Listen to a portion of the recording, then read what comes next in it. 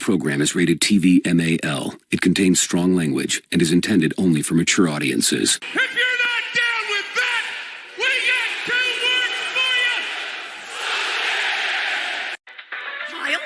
Kyle, what are you watching? Hey, fellas, it's time for the late night with the Gooch. Hey, come on, gang. Hey, let's get away, man.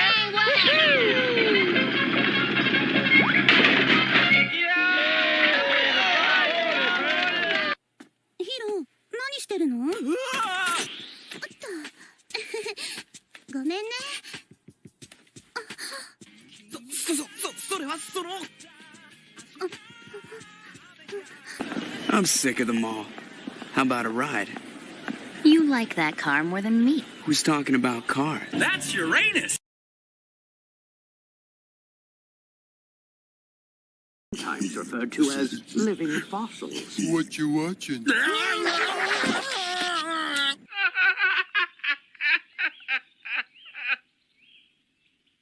And now for something completely different. Yo, what's up, everyone? Welcome to Diabolical Souls Presents. Let's switch this all around. Let's get this going. There we go. Yo, what's up, everyone? Welcome. What up? Diabolical Souls Presents X-Men 97, Episode 9. Tolerance is Extinction Part 2. And Brother Joe's back. About time you're back. I've returned. Yes. We were talking about you earlier today, buddy. Show your face. I know. Yeah, just got back from vacation. Much needed and ready to rock and roll. Nice. Before we get started, quickly I want to just say, please be very kind and hit that like button. Leave a comment afterwards. That's not and enough. subscribe, but not just to me, but everyone on this panel. Schnick the like button. Schnicked.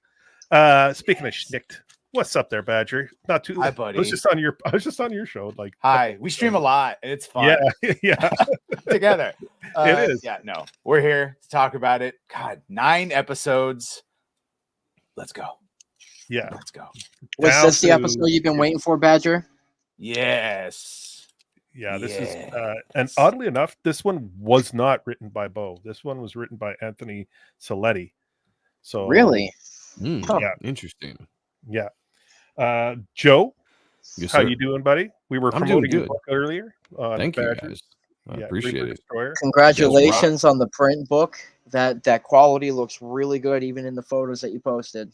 Thank you, man. Yeah, it looks phenomenal. I can't wait to get this book out. I think it's gonna surprise a lot of people. I mean, this is comic books. I'll just say that this is comics. You guys are gonna love it. Yeah, it is really well written too. So, plus the art's fantastic. Sammy, you ready to do this tonight, buddy? Oh, absolutely. I got my official nice swag shirt. on. Nice shirt. Digging that shirt. Looking sharp. And also to people in the chat, I am sending whoever won the other night on the Sunday night stream, late night with the Gooch. I'm sending out the art tomorrow, and the shirt is on the way. So thank you for everyone for joining us on Sunday. That was awesome. Had a great time. Vaughn, how are you doing, buddy? Doing well, man. I'm doing well. I closed out my Kickstarter. I got my my Indiegogo is still in demand for my comic, as well as my Fund My Comic. We are getting close to done. I'm just doing revisions on the lettering, and then we have the trading card art just came in. It's almost done. So if you guys want to get that book, make sure you do. We are also less than 25 subscribers away from 1,000 on my YouTube channel. We are so close. Nice. So things are slowly but surely getting done. And yeah. Nice. Hopefully you can get there tonight. We'll push your channel a little bit. And of course, Andrew's here, and he put out a video that I did. How was it being received, buddy? Honestly, not that bad. Really? Better than I thought. Okay. So, yeah, apparently there's more people that are miserable just like me. So, yeah. What is said video that you speak of? Oh, Here we go. I didn't like Deadpool and Wolverine, so I made a video explaining why I didn't like it. So yeah, I'm just a hater. Right on. I said this was the start of the Andrew villain arc. Oh, it is. I'll just not sidetrack the show. I'll be like, okay. Everybody has their own opinions, and you're entitled Coward. to Coward. That's Coward. And of course, at the bottom bottom boy, we got Zack. He's our artist. He's drawing a character, and you guys all voted last week. So if you weren't here, So stupid. Zack is having a great time inking this picture tonight. And he finished a project that we were working on together. Well, he's actually been working on it. But we had a project that we're going to do, and I'll reveal that a little later. I'll show the picture later on. But again, thank you to everyone for joining us. Everyone's starting to come in. Thank you so much. Guys, we're ready to do episode 9. Anything you want to talk about before we get into this? Anything new that you want to talk about? Do you want to talk about the Henry Cavill possibly being Wolverine? Do you want to talk about I the could see possibility that. of Yeah, I could talk about I would that. absolutely love that. Yeah, I think would I don't know if it's real news or not. It might just be rumor, but I've said for a long time that he should be the new Wolverine going forward after Hugh Jackman is done with Secret Wars and all these other appearances as Wolverine that he's going to do. It'd be perfect. He's a nerd. He loves he takes great care to portray the characters the way they should be portrayed. And I think if you're getting somebody that loves a character, much like Ryan Reynolds and Hugh Jackman, I think it's a plus for the Marvel universe going forward. So I'd say go for it. Let me ask you this: was it ever revealed that? Sorry, Vaughn, you got to turn your volume up, man. You're Is it like, still bad? you're like hear way you. in the background. Yeah, All right, hardly hold can on. hear you. Is this better? Is this better? Get close to your mic and just swallow. No, but it's hang Be on. good. What I'm saying. Yeah, what? Listen, understand. this is how It's this is how it works. Vaughn, look at me. Look where my mic is. Yeah, right up there. Hold on. See Yeah. right. Is this look at is it. it better now? Get in there. Yeah. Open your mouth Okay, more. Yeah. It is the Is it exact better now? same. All right, I don't hold on. I don't know what we're doing, but I like it. I guess I can turn up my gain. Get in Is this there. better? I can't Welcome, wait to see what the Zaxx. AI describes this as. What's up, buddy? How are you The doing? panel is giving either microphone and or sex advice to some kid Is in it- pajamas. Shut up. Is it better? Be Oh, firm it's here, still dude. there. What? It's a little bit better. I don't want a you little know- bit. Go big or go home. There you, Hey, Alright, hey, there we now go. we're Is it better? talking. Get in That's there. it. yeah, Is that there good? you go. Yeah, That's all right. Yes. you sound like a Yeah, person. All right. Finally, You're I fantastic. don't. Yeah, I don't it's set up. fine. all It's right. fine. It's fine. We're good. It's We're fine. good. I'm Sammy It's fine. 3P. It's That was fine. too loud. All right. Put your Anyway. mouth on it. Wow, It says. spot on, Right. Damon. Don't make me pull over. Don't make me pull Vaughn. over. I Oh, swear to don't God. worry, I can't. Henry I mean, would what? be great, but let's math it out. He will be Yeah. mid-50s by the time he actually gets to play Wolverine, and then they want to play him for 10 Oh, years.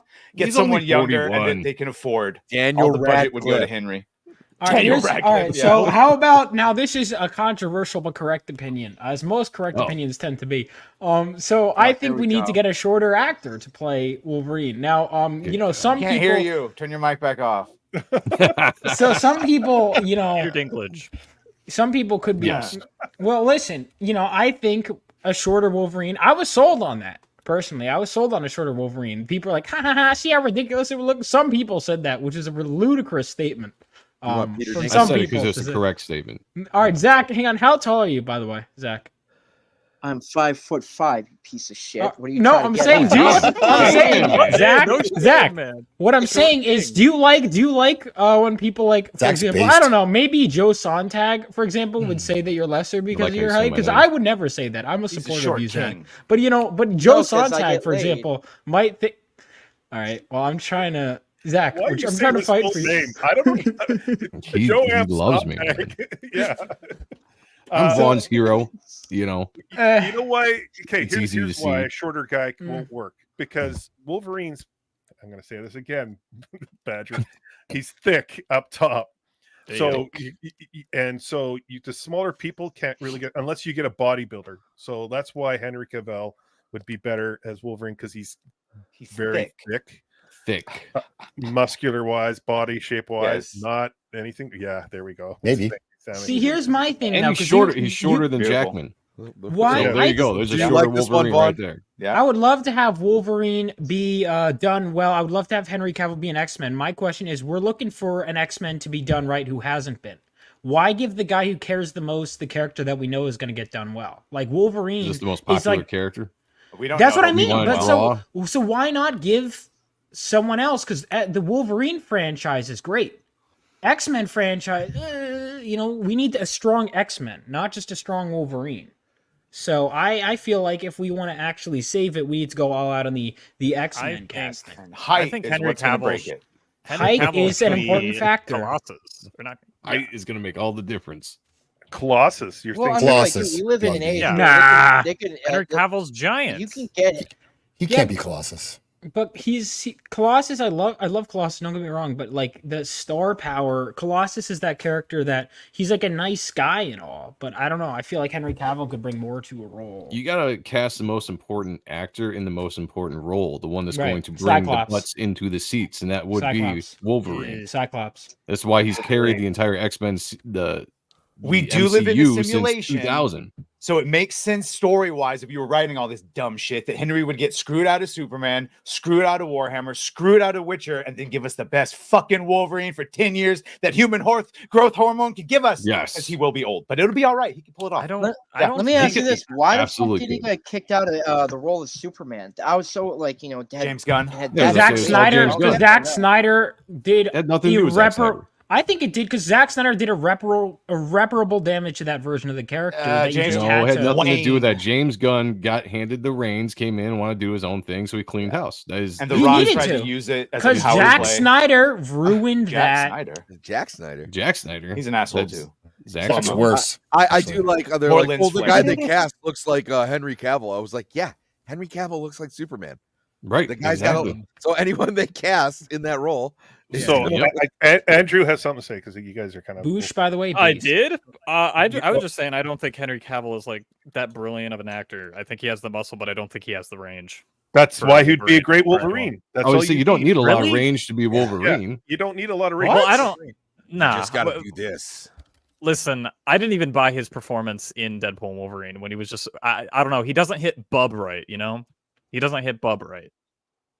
Yeah, Did he to say me, Bub? I didn't like what they did with his facial hair. Yeah. Yeah, he says I, Bub. I liked it. to me, the I liked it. movie. I'm First glad of all, he had a cigar. That's all.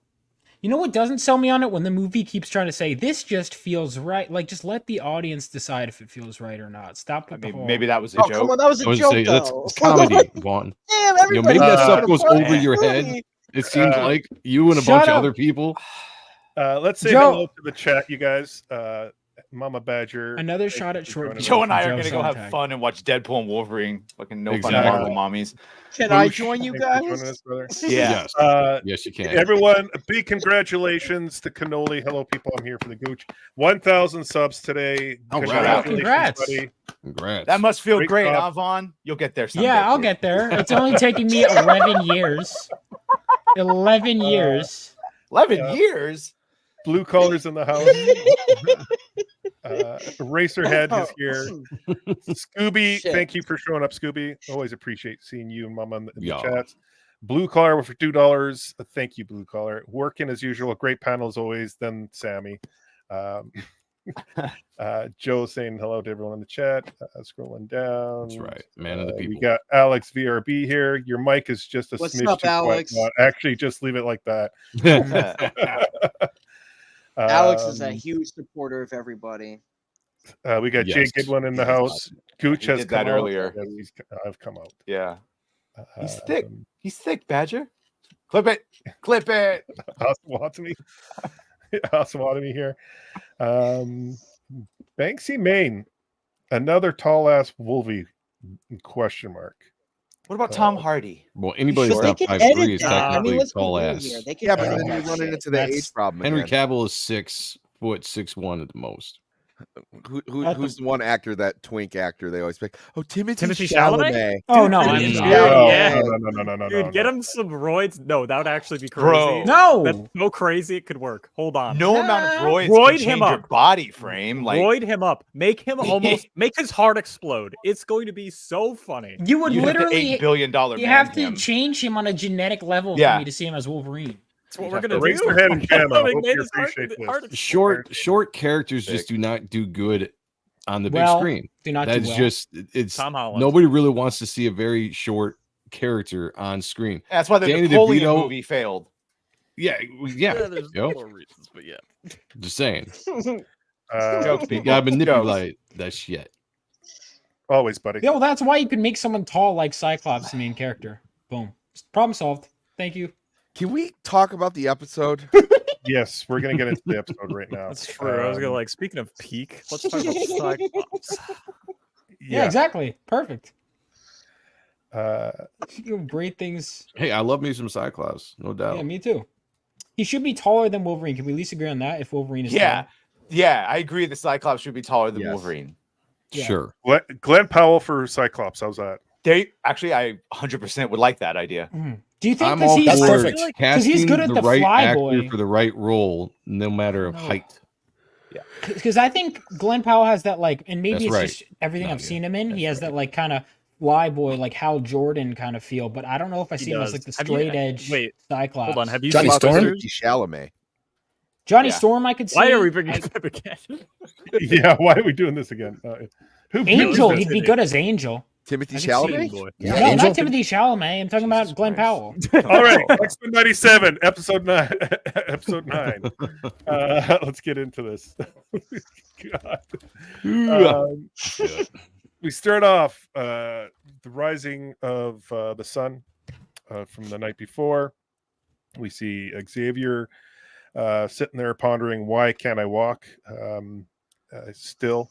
So he tries to get out of bed. Joke people. Then we got Magneto pondering over the ocean, looking at his helmet, obviously going back to the old uniform. Just looks right.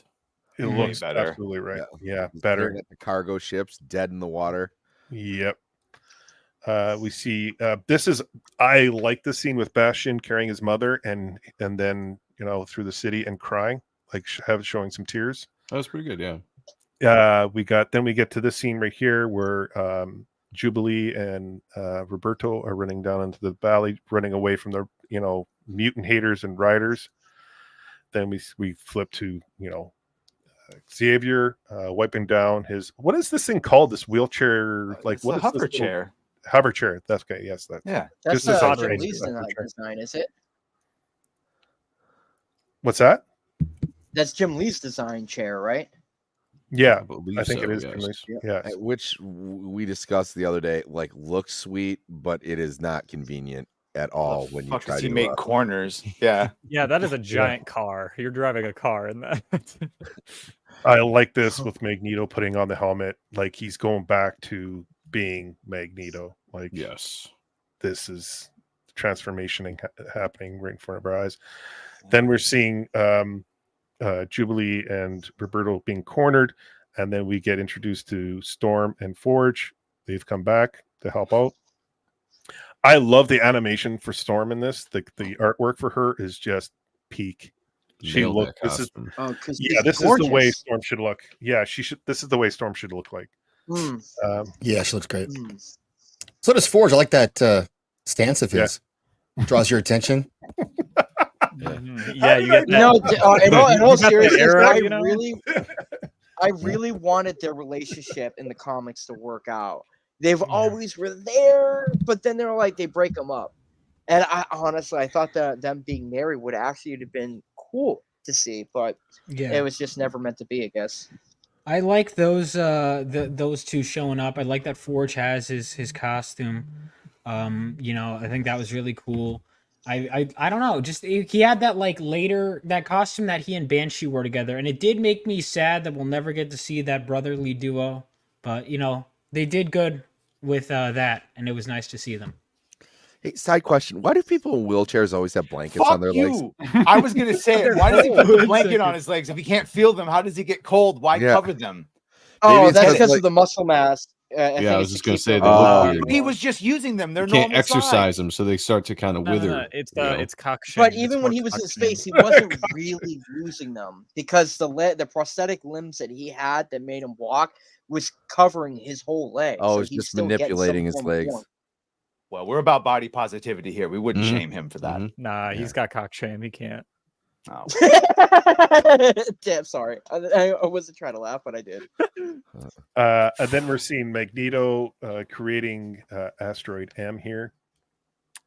Bringing it back from the depths. Yeah.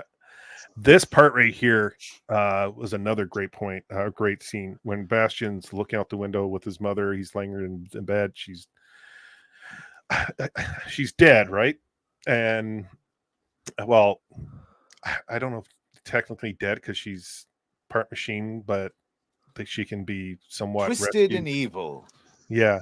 And then he's like, I can't hear anything anymore. Or it's finally quiet, mother. I think that's what he says here. And looks out the window because when he was a kid, the sounds would drive him up the wall. Oh yeah, it's finally quiet, mother. Like that's because that's what he could hear all the time as a kid.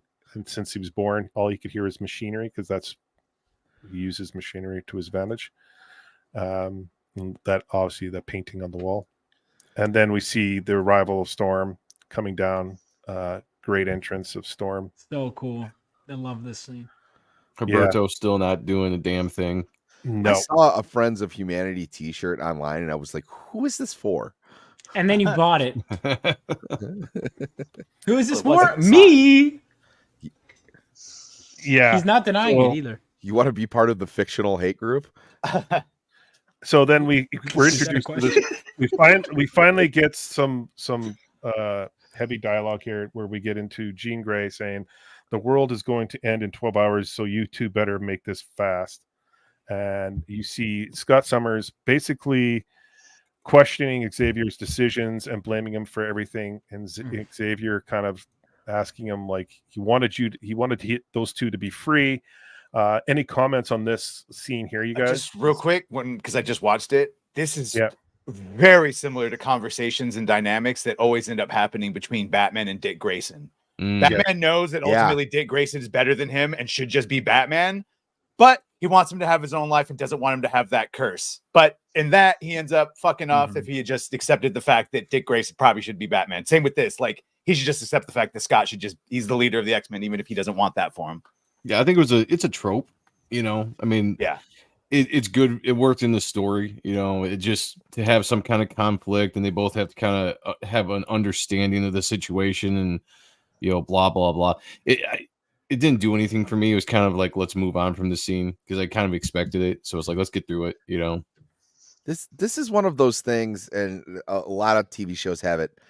He could have easily just put that in the will. Like, Scott, like, you've followed me since you're a teenager. Yeah. You know, I trust Eric to do this. You know, live your life with Jean. You know, love Xavier. The problem solved. They would have known his whole thing. There wouldn't be this second questioning, and then, you know, you wouldn't have to have this scene. But I know they don't do that specifically, so they can have this scene. So I get it. Yeah, they had to pay it off because of what they're setting up throughout the series. You had to have this scene, this kind of conflict, you know. You know, I don't know if it was really resolved here or not, but you know, you had to show the tension. Yeah. Well, and they've been doing a great job with this series with actually giving Cyclops a little bit of agency. Yeah. So, and valid points. The Like he's tension like, is built off you know, of the fact that the satellite. Sorry. No, go ahead. What about the satellite? I was saying the tension though in the scene is built off of the camera footage from the last episode showing that Xavier was in a different galaxy. Now, does this argument, you know, does Xavier know that they knew he was on a different planet like that?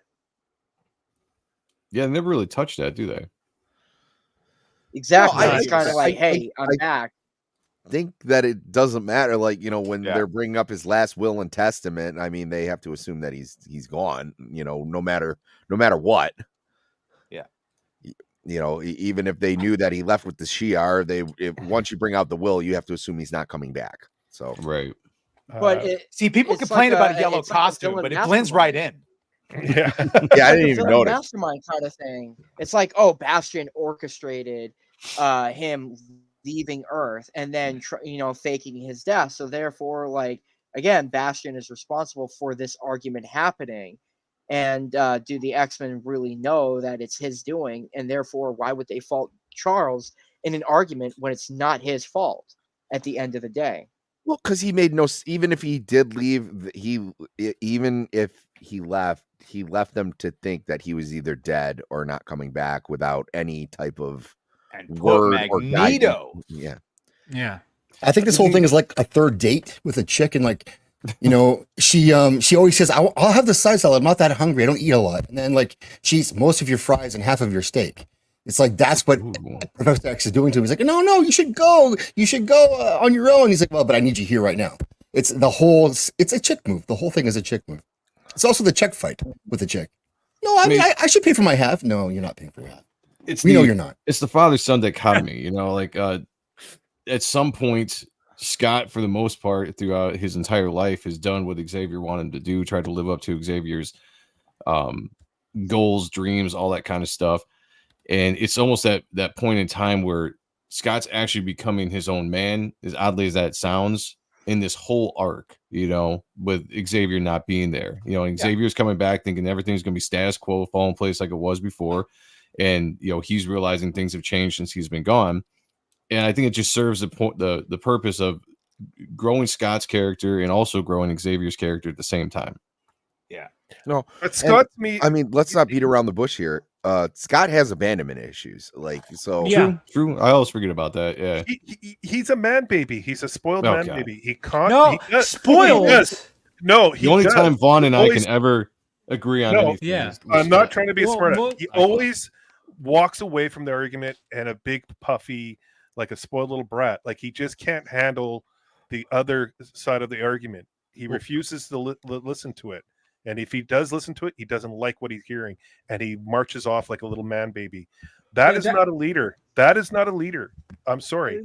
Like you got to take it like a man. You got to sit there and take it, even if you don't like the taste of it. You still got to eat it. There we go. Wow. To be fair, he's being responsible. He can kill you with one look. First of all,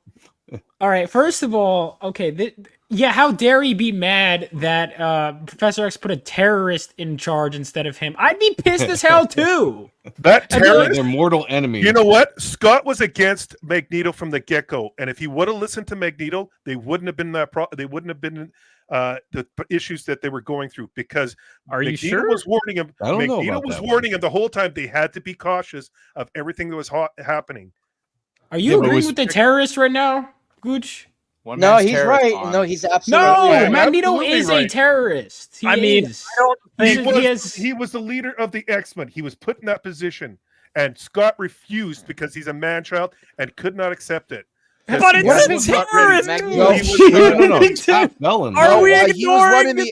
While he was running the X-Men, he was honoring everything that Charles wanted him to do. Exactly. And then Charles made a forget that when Magneto was running the X-Men, then genocide happened. Yeah, you guys just call him a terrorist. You fucking forget what just happened to Genosha. Yeah, I was gonna say I didn't call him. Yeah, you're right. No, you're right. If Magneto Magneto, hang on. How does that in any way the genocide would have happened with or without Magneto? Exactly. They literally had no the genocide outcome. would have happened. The final arc would have still happened. Everything would have still happened. Magneto did not in any way. All I'm saying is Scott was fighting Magneto about being cautious and on guard. Mm-hmm. He was refusing to follow anything Magneto was saying. Because he's better leader than Magneto. He's not. He just showed it right here. That is not a leader.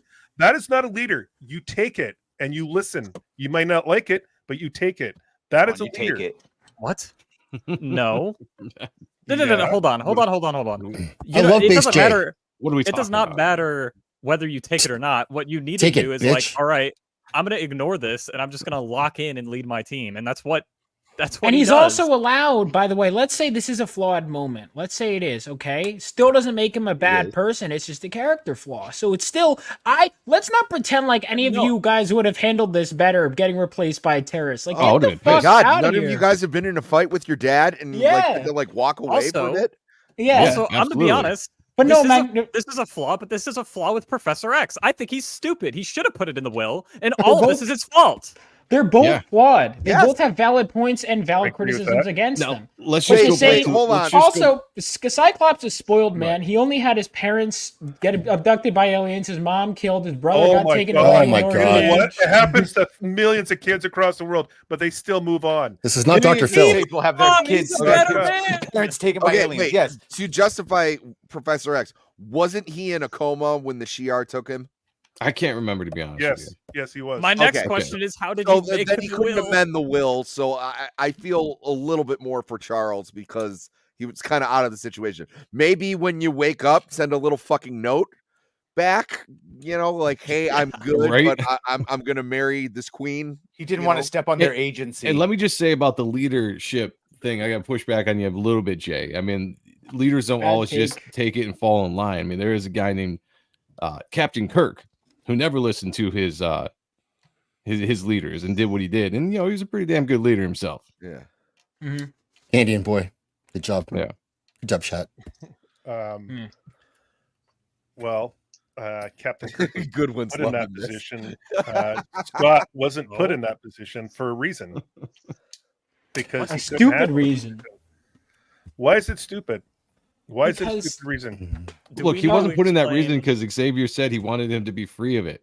Yeah, it's wanted not him because to he move thought he on. was a bad reader. So even you're reading stuff That's a that's not nice even way in the of putting show. it. That's a nice way of No. putting it. I think it's a nice way of him But putting it. I'm also You're No, not you ready. don't. You're just Those putting your two- own biases in the scene. Okay. I Hey, also Bob, think we he was also- trying to indirectly also Everyone does save that. Eric in a way Yes. to give him There you go. Thank you. Yeah. a new arc and rehabilitate his character from being the bad guy Magneto that he was, and giving him an actual mission and try to get on board with that life. So he was trying to do multiple things. So Xavier was trying to save Eric. He was also trying to give Scott and Jean their happily ever after, their happy ending, to get away from all this since they've been doing it since they were teenagers. So I think he had good intentions. It just, it didn't turn out. Yeah. Road to hell. It didn't Yeah. go out. Yeah, it went No. to hell. And don't Yeah.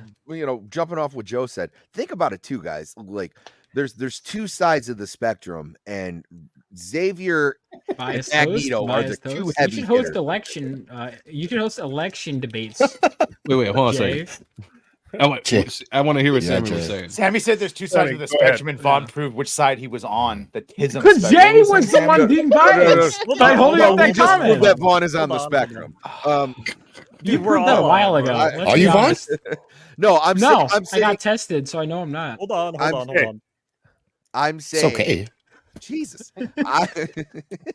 I'm saying that when you're thinking about the two schools of thought for mutant Mhm. kind, there's Xavier's school of thought, and then there's Magneto's. Mhm. And then having Magneto be brought over to lead the X-Men is a huge extension of the olive Right. branch, and it would speak volumes to the general public. That's why he did it. It was a political move.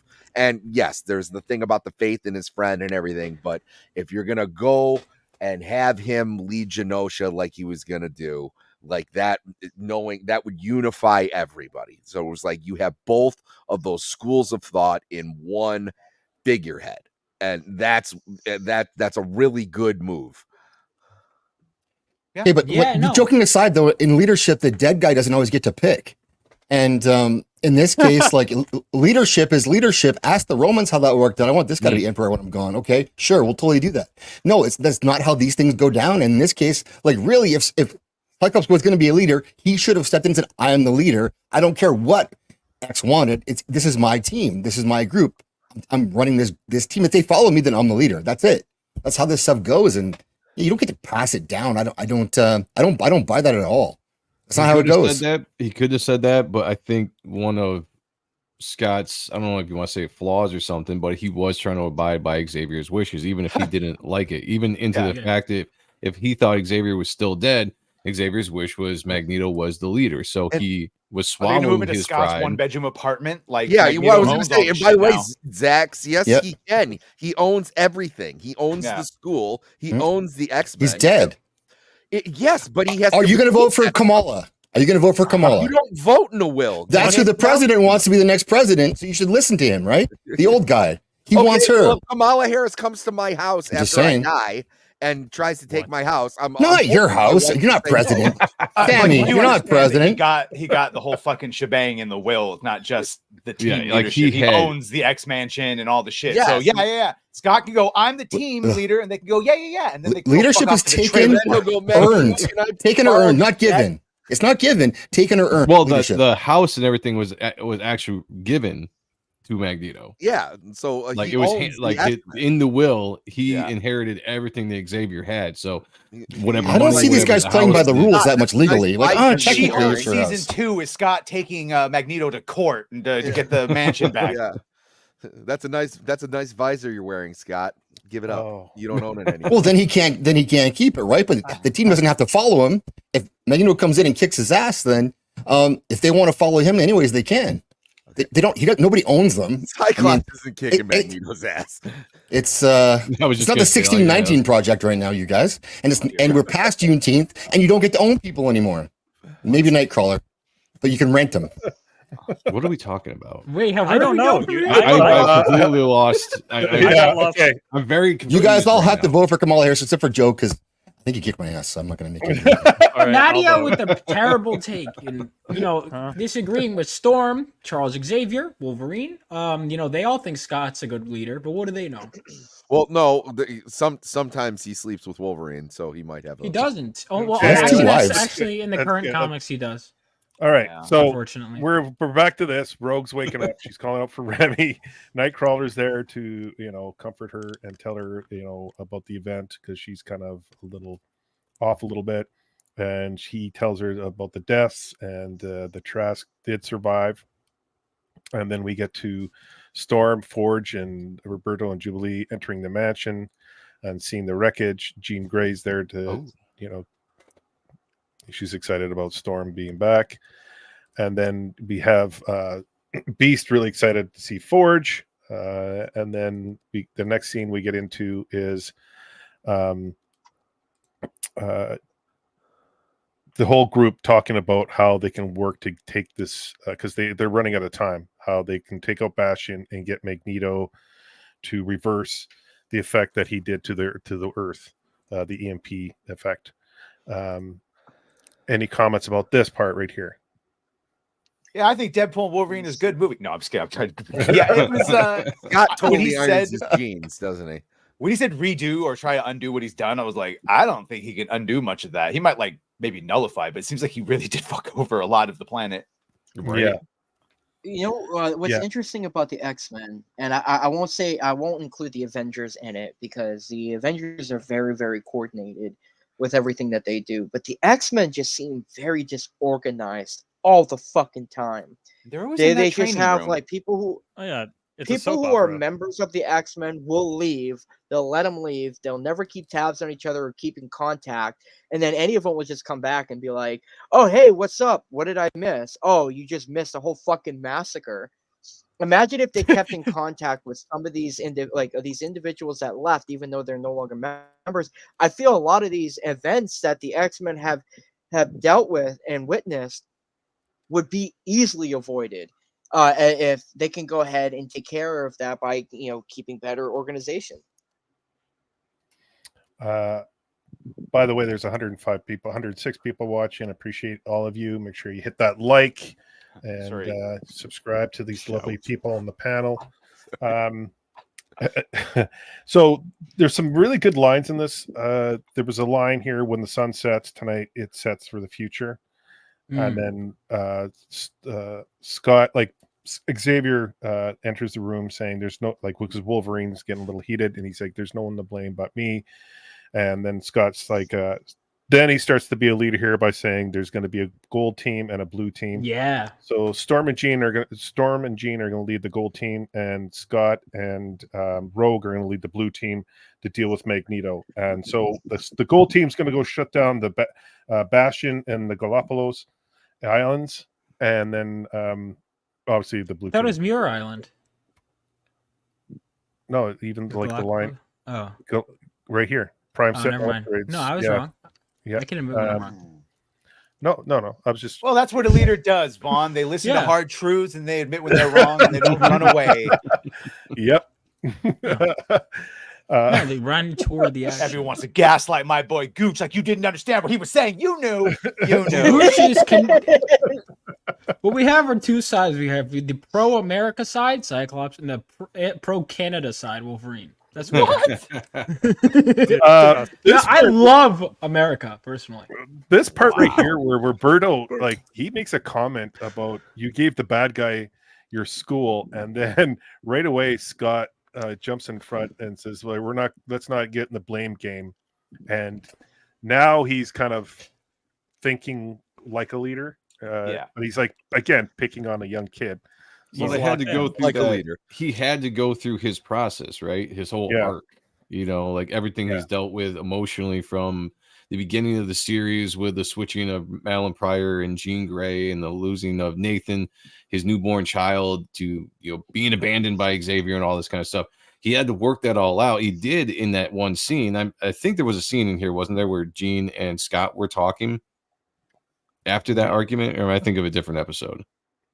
I mean, it was a different episode. They haven't really talked as much in this episode. It was just there was a different episode I was thinking of, but this was, this is his arc, right? This is his story arc. He's becoming a better leader, learning how to be a better leader, tripping and falling throughout the entire series. He started out very, very strong in the first episode, badass Scott, and then went through this arc, this emotional ups and downs, and now he's kind of back to being, the leader they need him to be in the X-Men. Yeah.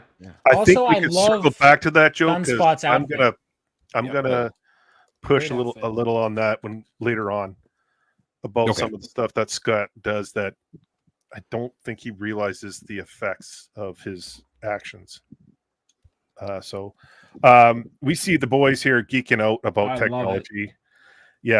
Basically Beast and Forge are coming up with ideas, and they come up with this mnemonic scrambler, this neck clamp to dampen Bastion's ability as a technopath. They call him a technopath, which we get that term thrown in there, which is essentially telepathy for machines. And then, but is he? Can he control machines? That's not an exact 1-to-1. Because a technopath, I would expect, can control machines without. No, yeah, he's not. It's not just that. It's he understands machines. Yeah, I thought he could just see anything in his mind and build it if it's possible. I will. Well, that's Forge. That's Forge. Bastion can. Bastion. Sorry, I'm thinking Forge. Yeah. Okay. Yeah. I will say I love that Beast and Forge have like a secret handshake.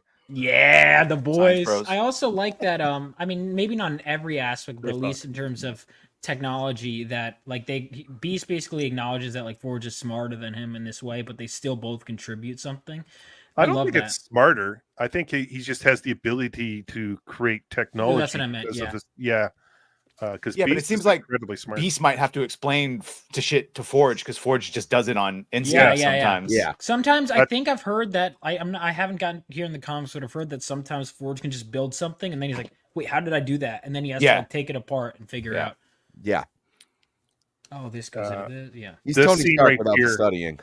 Yeah. She's wearing Gambit's jacket. I just noticed that. This scene right here, Rogue having a moment, going through her thoughts by the creek or by the lake there, and Xavier comes up, and then she says a line to Xavier here. Maybe if you saw us as people and not students, you'd have realized that, when he's talking, about the wonders of Gambit and everything like that. And she's very upset with him, and she's extremely hurt that he's dead, obviously. Then we see the arrival of Magneto and Asteroid M, and I like the choice to put Aurora Borealis around real. It. Yes, that is the electromagnetic, fuckery. He just came in and split the team up so fast. And Magneto here, he says a line that really hits as well. And I'll get to it. I promised a boy a future free of fear, only to watch his frightened eyes be vaporized inside his tiny skull, because he believed in me. In a dream, you had me sell, which is like such a powerful statement. Matthew fucking slayed it in this one. Yes, absolutely. Right here, he is he's done. He's done with humans. And you know what I like is that's like because we kind of just go, oh, maybe Leech is alive. Because if you don't see someone die on screen, I'm Right. like, oh, I'm sure. Well, if he survived, I'm sure Leech. And then I'm like, I was pretty sure he died. damn. Yeah. Well, yeah, but it's also comic book worlds where someone could survive something like, and in this, especially, you know, with people die in this show, man. Like it's crazy how many people. Like if you look at the death count, it's crazy how many people die. The Morlocks alone, yeah. Yeah. But like even like Leech and them survived the mutant massacre. They're killing off like mutant massacre survivors. Like Somehow fucking Glob survives though. Woo, Yeah. baby, we won, boys. Yeah, really? So- like you're gonna spare Glob? Dude, he's gonna have a character arc later. Trust. No, it's because you know why? It's because his death would have had no emotional impact. That's why No, I'm from. don't say that. I literally Rogue rewatched it was with my killing memories live. Andrew, it does. So we see Magneto offering a new Genosha to Rogue, and she is, you know, going with him, and she puts like Gambit's jacket on Xavier, which I found like just another stab. Yeah. And then Roberto joins as well, and Jubilee's Like, upset by this. She took the guilt off of herself and literally put it on his shoulders. Like, here you go. Yeah. This is Yeah. because of you. Yeah, there was a I think it was symbolism. earlier. Yeah, there was was a good, thing though. earlier where Xavier was like, "Oh, we should have buried him here," and it's like, "Bitch, you weren't here. Shut the fuck up." Yeah. Right? Yeah. Yeah. It's a good point. Look at Family The photo. throwback costume for Rogue as well. All the costume Yeah. throwbacks are fucking awesome. Dude, yeah, that's the Michael Golden one, right? The original? Yeah, that's the original. Yeah. Love it. And then Roberto's going because, like he mentions, is my mom handed me over to the Prime Sentinels Jubilee. Like that is a sting, also. Yeah. So, and he goes as Sunspot. He doesn't go as Roberto. He goes like as Sunspot, which is Sick. another, message right there. Like he's tired of being looked at as a, Yeah. No more human. slave And name. again, it's cool because that's Rogue started off obviously as a Brotherhood member, so to have her wear that outfit, which she wore in the Brotherhood, has meaning. Yeah. They returned to all the Claremont outfits, and I love it, all of them. Yeah. Now, Yeah, I this was down is for like, that. this is Cable and Isle Murata, and then he's right. This, like I don't remember this place. Like Oh, is this Muir Island? Is this what it is? I think this might be Muir Island. Yeah, I think so too. I Is think this that's Muir what my Island? confusion was. Yeah. Yeah, because they play the Scottish music or whatever, right? Okay. Like, okay. So then we get, Cable having a conversation with Scott. Actually, a father-son talk. Wait, and where actually, is Moira, by the way? Because this is her island. She died. she died? Moira died? I'm pretty Yeah. sure. In Yeah. Genosha. Remember when they Yes. said a bunch of people died? I didn't know Moira was one of them. Remember the I knew- Japanese Genosha? I knew her boy Banshee was, but Moira died too? God damn. They got murked, boy. But This she's part Good right day to be here. a Glob Woman fan. What can I say? not even a mutant. Yes, she is. I've never been In touched current by a comics, man before. But she wasn't before. This felt very after-school special to me. Don't do drugs, son. I liked it. I liked this moment. Actually, a I did wholesome too. moment between father and Oh, son. I didn't say I didn't like it, but it was, I got it. What's Yeah. up, Berserker K? Thanks for joining us. We got 115 people watching. Appreciate all of you guys. So yeah, we're seeing this moment with Scott, and he's just, let me guess. Cable saying, "Let me guess, be careful," and he's just like, give him hell." And it's kind of an awkward moment. Like It is kind of. yeah. No, it's kind of great, He's actually. got that JoJo Siwa eye makeup on. I love this. What'd you expect? Black leather after Yeah. Yeah. Full circle. Yeah. So I like this, the X outfit. It's basically like, Cable, you're one of us. Dude, also Rip Bishop, man. They were just like, all right, bye. Okay. Also, look how big that fucking Muppet chair is. How does he get through doors? That's a This good is point. he's I not didn't think of actually that. there. Technically, this not- is an astral Okay. planar in the mind. Either way, But Yeah. still, But still, yeah. yeah. they fold in like the Batmobile in Batman Returns. Dude, he Mine goes in, like he Dunkin' goes Donuts. through doors like this. Yeah.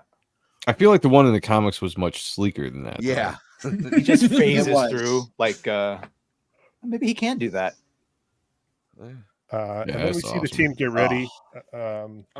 Something we've been wanting to see Yeah. since Pride of the X-Men. Yes. Do you I love guys like this that suit better or the white? Because the yellow. Yeah. Because the yellow's I probably like No, him brown. brown. Brown's my Always favorite. Yeah, It looked great in live action. I wish he had been wearing the cowl so we could have Yeah, seen that what would've that been looked cool. like. But yeah, Yep, I do I like agree. the brown. I don't because at first The that John wasn't, Byrne. and now it's like Yeah. now that I've read like a decade's worth of comics of him in that outfit, it's like I don't know, man. I do like really the yellow it. though. It does. I pop. do like both. I like them I both, like but both. the yellow, like when they did X-Men #1 with Jim Lee, and they decided to put him in the brown costume, I thought it was a great decision because he just looked awesome. You know, Well, and it that was like, you know, was you just get his to see a lot of costume. the yellow and stuff, but something about that brown just works for that character. I don't Yeah, know it just why. has more of an outdoorsy feel. I think to that's it. why Yeah. they went Yeah. with it because I think Wolverine, you know, like I don't get me wrong, I like the yellow, but I do think Earth if we're tone. talking just what works to the character better, Yeah. it's that one. Like, and I'm not even sure if I like it better, but I think it does fit. And that is my favorite Cyclops outfit, by the way. That one with the cowl. I like the cowl. That is my I favorite. like that, but I miss the belt. The belt thing. I don't know. He Bandolier looks thing. like he Yeah, just yeah. looks like a condom. He Yeah, just looks like a blue condom. Yeah, it's missing the breakup of the thing. Are yeah. you really Listen, hitting on that? I like suit? the I like the What? hair flowing. This suit Me gets too. better as it gets torn up. All right. I like like the hair That's what's flowing. cool about him is it lets you I do like battle it. damage. That's true. Yeah, that's I don't know. It was just I- cool to see the classic costumes because again, it's just a nod, right, from Bo and his entire team. It's a nod to the X-Men fans, and not just the fans of the '92 series. It's the X-Men fans in general that we get to see so many of these classic costumes. Shout outs to classic story arcs. You know, sometimes panel for panel shots in the series. So just seeing this was a real treat. You know, we got to see it a little bit with Storm when she made her transformation into her old costume, and now like everybody's in their old costume. It just kind of felt, like impactful, like felt important for what was about to happen in these last 2 episodes. But can you really Well, see well, Jean to add Grey to what- post Phoenix Entity putting back on the Marvel Girl costume? Like it's just like What? that's the only one I didn't buy. Well, to add to what you were saying, I feel you on that. to add to what you were saying, Joe, the reason why we love this so much is because there's a purpose that they're putting them on. They're not just like throwing them out and it's like, hey, we did that thing. No, they're like, oh no, this scene is gonna happen next. Something big is gonna. So let's go ahead and revert back to something, to their roots, which makes it that much better.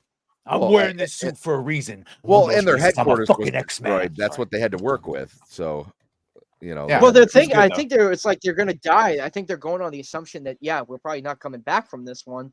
So yeah, maybe and to some extent, maybe they're like, you know what, if I'm gonna die, then I want to die with like something that I first started in my career as an X-Man. Let me get my. They're first coming full costume. circle, like the Yeah. team is coming full where they started.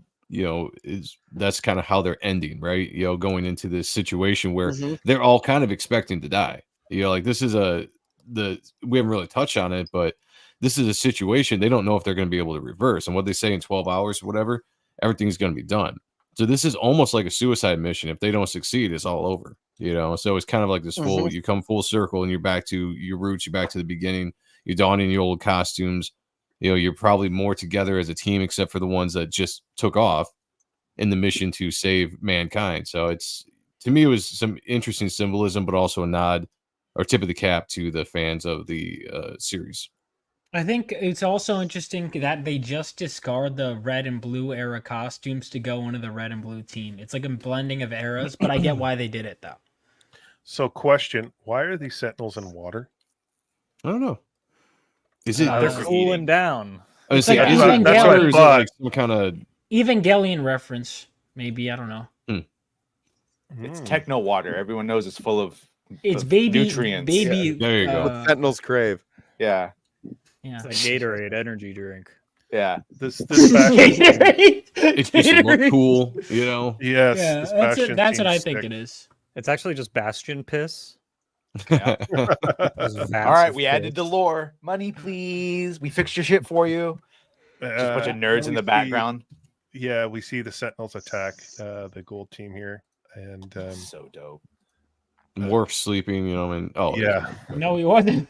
He was sad, right? Wasn't he big sad? and then you're seeing Storm going out to take on the Sentinels, which was awesome.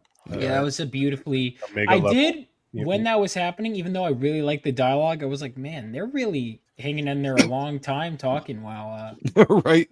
Shut up. Like, I like the dialogue, but I was like, you couldn't just have this telepathic conversation.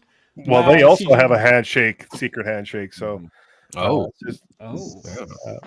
Double click. A little bit. Yeah. So we part of see his book for the Storm love of take God on the zoom out. Sentinels, and Jean Grey take the team down to the island here. And as she's taking out the Sentinels, the team's walking through, and they see what Bastion's done to the town here. And then we see the Sentinels start to attack, and we see this fight sequence, which was kick-ass, by the way. I really like. Why isn't he be the Hulk more often? Like, he's the most powerful mutant, or not even a mutant. He's, like, I was just like, he can turn into the Hulk. Like, do that. Why all the doesn't time. he? Yeah, that would be one of my go-tos immediately. Is there a reason he doesn't? Well, How my healthy he turns into him, like how Copyright much infringement. is his Yeah, level that's what I'm wondering, of is, like- power mimicry. I imagine he doesn't take on all, like, the full extent of the powers. Like, I Right. imagine he doesn't have Wolverine's healing factor if he morphs into Wolverine, or it's not as strong, I'd imagine. It's like a superficial. I imagine it's like a superficial Hulk. I can't imagine. And it's got to be only for a limited amount of time because he's never Yeah. these characters for very long. He's always Now, popping obviously, in and that's out. because Bo said he used this as a plot device to get as many cameos as he could within reason. But like in universe, yeah, it's got to be a reason he just doesn't turn into the strongest fucking. But he even turns into other characters that can fly. The Hulk can jump 3 miles. Right. You know, like if you could jump that high, you wouldn't need a wingspan or anything like that. I mean, you would after you're airborne. Oh shit, hey Jay, because I know you think you're being clever since I've seen it 3 times. Sorry, good one. In the thing, if you actually watch the fucking movie, you can see that the Sentinel leg gets brought onto the magnet when they get captured, and that's why it's there. So they do actually show it and set it up. It's true. Yep. I Yep. They forgot do. about that. Yeah. Yeah, Get him, it's all Badger. right. When Get you him, want to Badger. hate it, you fucking jump the gun a little bit. No, I'm Not going to find any plot holes in that movie. No, about none. I mean, I still liked it. I'm just busting his balls. Joke. Love Goodwin. But this yeah, is Hulk cool. was dope though. Yeah, this fight scene was awesome. Yeah. And even Beast, like you see the raw power of Beast in this, like he just slashes a Sentinel's arm right off. Yeah, people forget like how powerful he is. There's that one part in the Inferno storyline in the comics where he like kind of levels the bridge, if I remember correctly. Like he's very strong, and people kind of downplay it. Well, it's because he always gets sidelined. He got sidelined in the original series for the most part. He barely in the Got movies at all. sidelined in the You know, third in live action. yeah, In the exactly. comics. As powerful as he is, he's always most effective, like in the lab. And, Yeah. you know, I Right. mean, he's a brainy character. Yeah. Which is awesome. But yeah, I think that does take away from how much we appreciate how powerful. What's it the is. truth according to the thumbnail? Yeah. The truth is Scott Summers is a baby back whiny kid. No, there's a lot to this episode that the truth comes out. Like Magneto reveals himself. Like he just can't get away from being Magneto. Xavier, the irony there. The truth is like he revealed it to Scott earlier in the episode. There's a lot of honesty being opened up in this episode. That's why I put it in the thumbnail. So something else I appreciated too is like this fight takes place at dusk. Like the sun's just kind of like popping up, makes the colors pop a little bit more. The and Western showdown. Yeah, very much. And like usually especially like animation like this, it's either like midday or in the middle of the night. So like seeing like this kind of in between, I was like, I've never seen like an X-Men cartoon that takes place at this time of day. So this is cool. Yeah. Well, yeah, because they said that they have to do it before the sun sets. Dude, yeah, the 12. So Magneto's gonna destroy the planet in 12 hours, or just Yeah, planet is what is going his to- plan? It's going Is to it be just- destroyed because he shut down Yes. the magnetic That's right. words. Mhm. Is He what I'm looking reversed for. like the Earth's polarity. Yeah.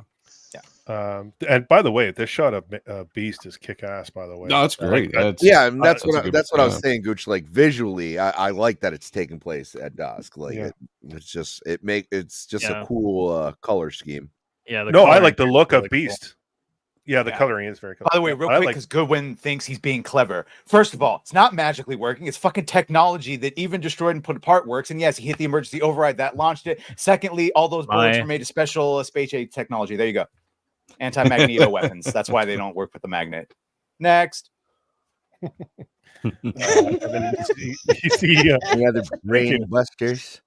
Sinister takes on Jean Grey because he knows her weaknesses and her strengths. Oh, his fight was badass. Yeah. All his like tentacle shit. Yeah. Very cool scene. And oh wait, sorry. We had important plot information. If you could go back, if you almost an upskirt there. Hey, look at those legs. Okay, we're not going back. All right. I guess Jay hates us. I like you guys. I would have stopped if I was. Hey, but we still got the rogue scene coming up at some point, either this episode or the next one. Yeah, this fight scene between Sinister and Jean Grey, and she just awesome.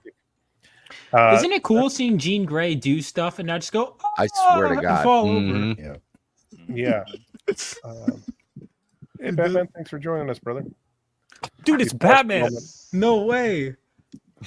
Yeah, we just passed it there, Batman. And then we get to this scene where the blue team arrive at Asteroid M, and this is a really cool scene too, because the jet arrives. Rogue and Roberto go into well, he says, like, should we knock? And then they open up the doors to see if they can find the team.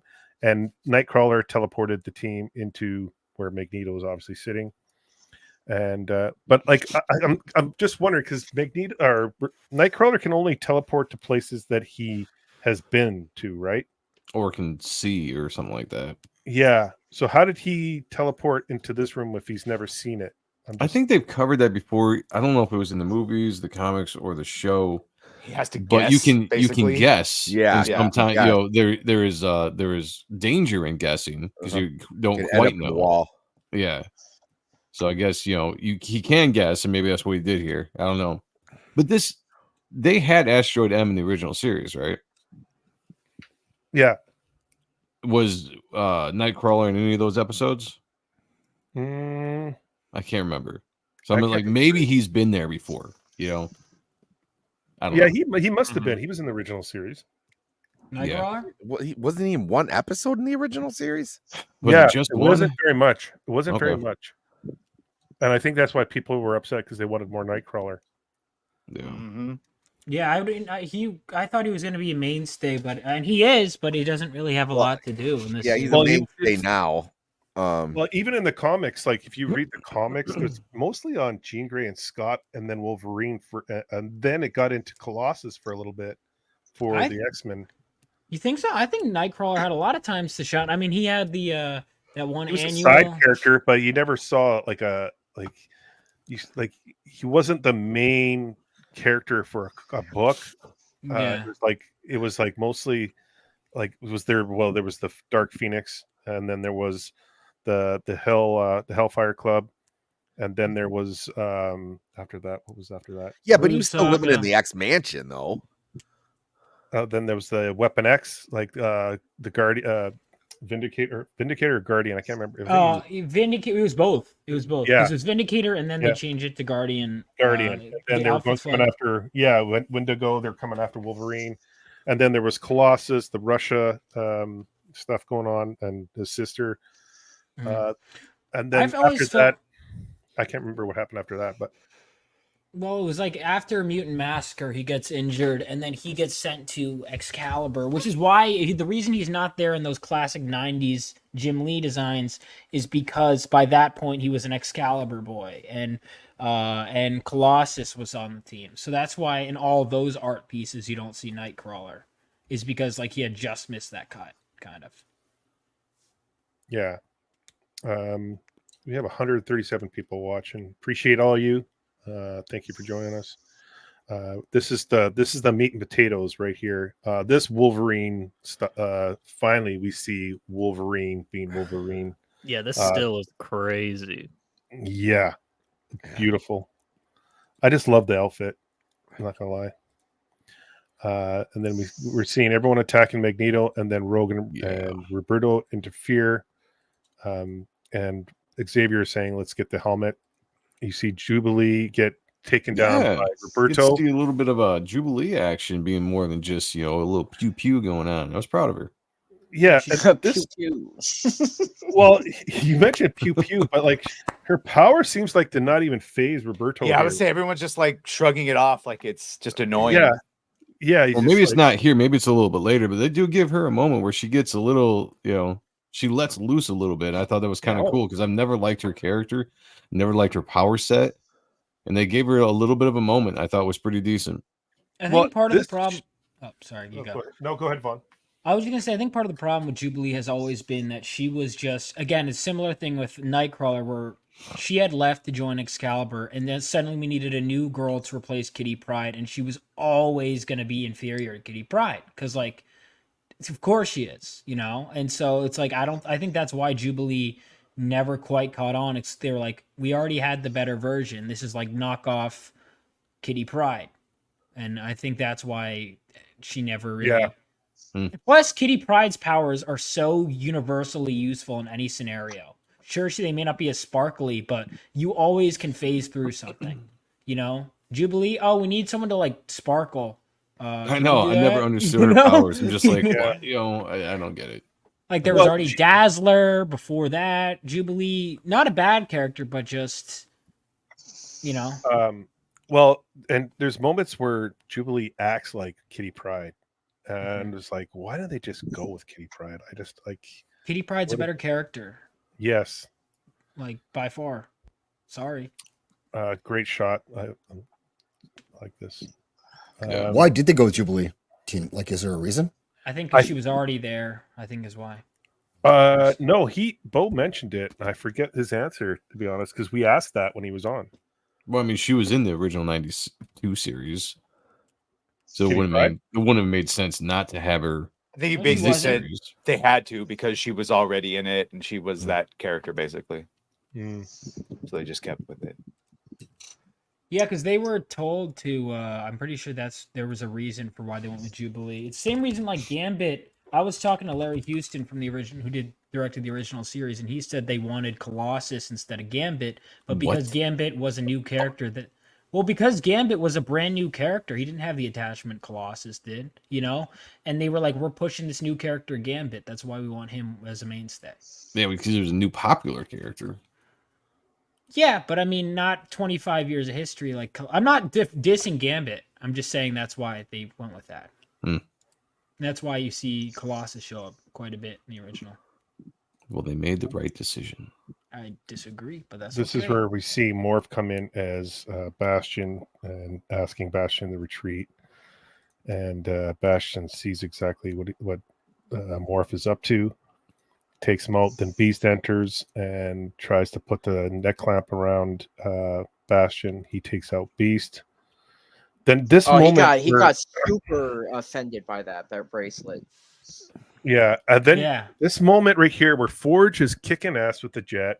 You're seeing Storm fly around, taking out Sentinels, and they have to stare at each other. And they both, that one moment, just a moment.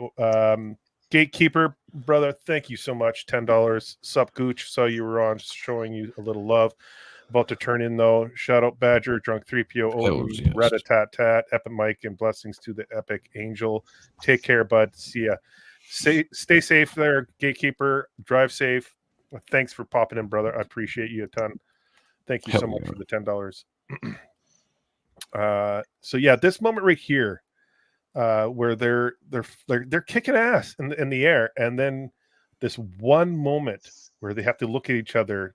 This horny moment that they get. I was just gonna say, yeah, that kind of absolutely. Don't you fucking hate on that, bro. No one's hating on it. We're just saying, you know, heat of battle got them all excited. Yeah. Hell yeah. Horny. And I would have been too if Storm looked at me like that. And Zack would have crashed the plane. Bro, about to act up. Yeah. And then you see Storm get shot, and she goes down. They both go down, and then Jean Grey taking on Sinister. and he reveals that he's got a foe for her, and it's Cable. And he's like, "You're not my mother," and he's just revealing that he's, obviously he's under Sinister's control, and starts shooting at Jean Grey, and then she has a moment where she calls for Scott, and which again, like another moment where, a weak moment where she's saying "I love you," and it just like it distracts him from what his mission is. Like they're not focusing on the mission; they have to like resort to their love for each other, and it throws the whole thing off. I get it. Jean being not dead would definitely help the mission. Yes. Well, I was just gonna say, that shows that they're humans, they're not soldiers, they're not robots. In a situation where exactly the love of your life, your wife, so to speak, you're in these dire situations. You gotta think, if you were in the situation, right, and you were Jay would have separated, perfectly you were every separated time. from your wife, and you're in this situation where it's becoming very peril, right? And you're like, this might be it. What's your last thoughts going to be? The mission, or your love you have for your significant other that's not by you? In that moment, you show the love for your significant other, in this case for Scott, and she reaches out because they have that psychic link. Like, to me, it made perfect sense. Yeah, it distracted things for sure. It's like the whole Infinity War with Star-Lord, when you're about to defeat Thanos and he loses it because of the whole Gamora thing. It's just one of those situations you have to kind of throw it in there, because you're like, oh, it's tension building, right? You're like, oh, they might be succeeding, they might be getting to a point where they could get Magneto's helmet off, and now you got to throw this in there because it's just a wrench, throw a monkey wrench into the system. Yeah, but it made a lot of sense because they are human, and it is love. Characters love. Yeah, can't let love get in the way of a mission. They're not human. They're filthy mutants. They're homo superior, or whatever the fuck they call themselves. And to Tech Rat, thanks for joining us, bro. You know what I wish? Like, what if there was? I'd love to have someone like Jay. Like, even just imagine if for a second that Jay is in the Marvel universe, right? And he sits in a room and Cyclops like, "Hey, how you doing?" And Jay just is disrespecting him the entire time. He's like, "Let's come to an agreement." Like Cyclops, imagine Jay, imagine you get saved by one superhero, and of all of them, it's Cyclops, and he extends his hand to you, and Jay just slaps it away. Get the fuck out of here! I would pull off his visors and tell him, "Just kill me." And you know what? You deserve it, Jay. Yeah. And then you know what Cyclops will say? "I'm the bigger." Because you know what? As a leader, I would die for the cause. No, Cyclops would say, "You know what? I'm going to be the bigger man," because that's who Cyclops is. No, he's not the bigger man for sure. No, he is. He's 6'3". Actually, he is. True. Oh my god. Boom. We see Wolverine jump on Magneto here, and Magneto throws him across the room, and he has the helmet with him. You see the helmet on the ground. Then you see Xavier do the telepathy on Magneto. Great shot right here. Yeah. This is such a great scene. Like, the perspective is amazing. Now, this is where I have a problem. Actually, it might bounce to no, okay, perfect. Do we have this scene? Scott shoots at Xavier, knocking him down, right? Saying the gold team's not ready. But with that action, we get the result of what's coming right now. And that is in the comics, it was actually Jean Grey that did that. Yeah. Woman spreading responsibility as well. We see Wolverine stabbing Magneto, and he has the line. Jay? Oh, dude. Dude, crazy. God. You know what's I thought it was a dramatic Been in a pause. lot of wars, Bob.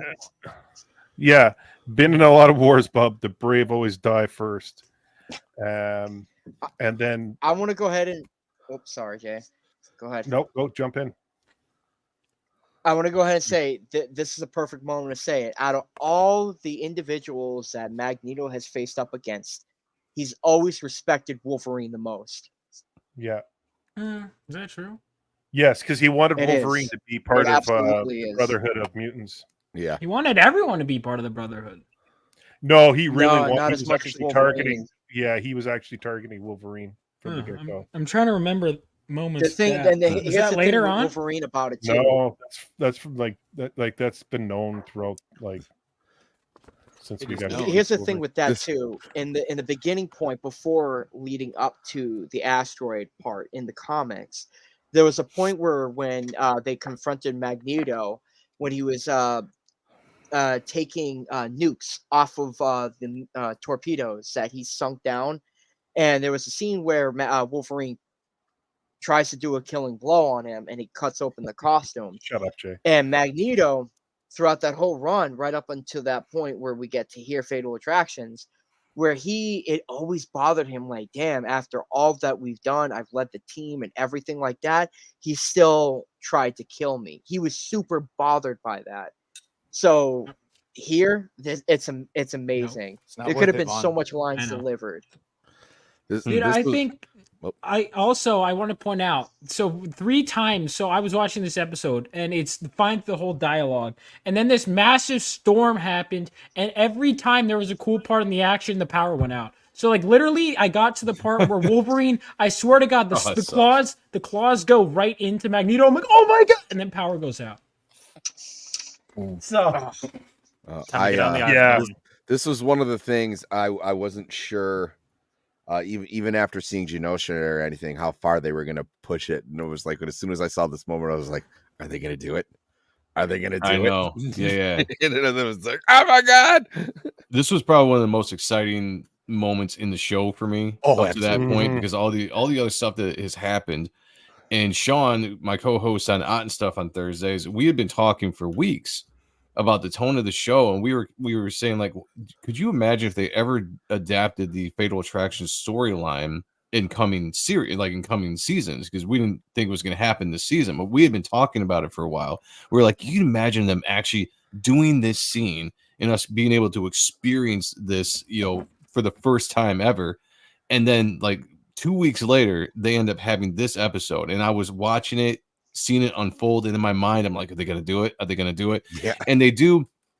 They kind of tease us a little bit. So they do this scene where I thought they were just going to, have Xavier go into Magneto's mind and shut him down, right? When they're doing this a little earlier, and then at that point, you're like, oh crap, they're just going to skip over it, And then Cyclops does his thing, and then boom, we get to this scene, and it's like, oh shit, like they're going to do it, like that was the coolest thing. And then just like Sammy said, like I was on the edge of my seat, like almost like a little kid. I was ecstatic. I was like, oh my God, they're doing it. I was too. Because like, first of all, Magneto has the ability to heal, and I don't think people don't realize that he can heal himself. Yeah, I didn't know that either. Yeah, he can. And then this part right here, where we see, like Logan's like finally, and then we see Magneto just take Wolverine and rip the adamantium right out of him. I was like, you got it. I literally stood up. I was like, no, they're not doing this. Yep. I was like, Yep. seriously, like they're doing this. Just like Joe said, we kind of geeked out big when we started texting and talking about it. Like we were just like, holy shit, they did it. And basically, this is the end of the episode. Great way to end it too, just on that scene. On that still that they kind of did, Yeah, I was surprised it was a everybody still. remembers that still. I was surprised to see it as a still. Yeah. I mean, I remember there was a kid named Jimmy Toomey, and he was the first one to bring that comic book on the playground. And by the end of the day, What's so funny, Zach? You just said his name. And by the end of the day, his name is Jimmy every boy in my class had seen, had read that. Did you part. see this? And it was like, and just the whole thing, and they did it right too, because at the moment that Magneto extracts the adamantium, like Wolverine was in so much pain he couldn't even scream. Like, so it was like a silent moment, and it's just they did it justice. I was thrilled, and kiss my ass, Zack. And the players We have 40 people on YouTube right now, and we have 142 watching. I'm gonna do a raffle like I did on Sunday night. I want to do a thank you for the 12,000 subscribers. I gave away a T-shirt, and I'm gonna do this again tonight. I'm gonna give away another T-shirt. You can win this in the raffle. This is the Diabolical Souls Presents T-shirt. If you want to win this shirt, I'm gonna pull up the giveaway tool, the raffle. If you winner with a hard R. In the chat, write X-Men small text, and there no just XMEN small letters. That's it to enter the draw. So if you want this shirt, I will buy it. I will send it out to you as a thank you for being a part of this channel. I appreciate it. Nice. A ton. This is my way of saying thank you. So let me get this all set up. It's gonna be rigged. Rigged. By the way, you do have to did we do the who would win?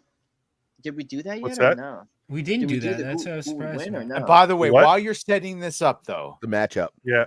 Goodwin, why the fuck would everyone else's guns be pulled by the magnetic if they're all behind the damn thing and it's a directed magnet? That's why all the bullets, because they were behind the magnet. There you go. Sorry, it's been bugging me forever.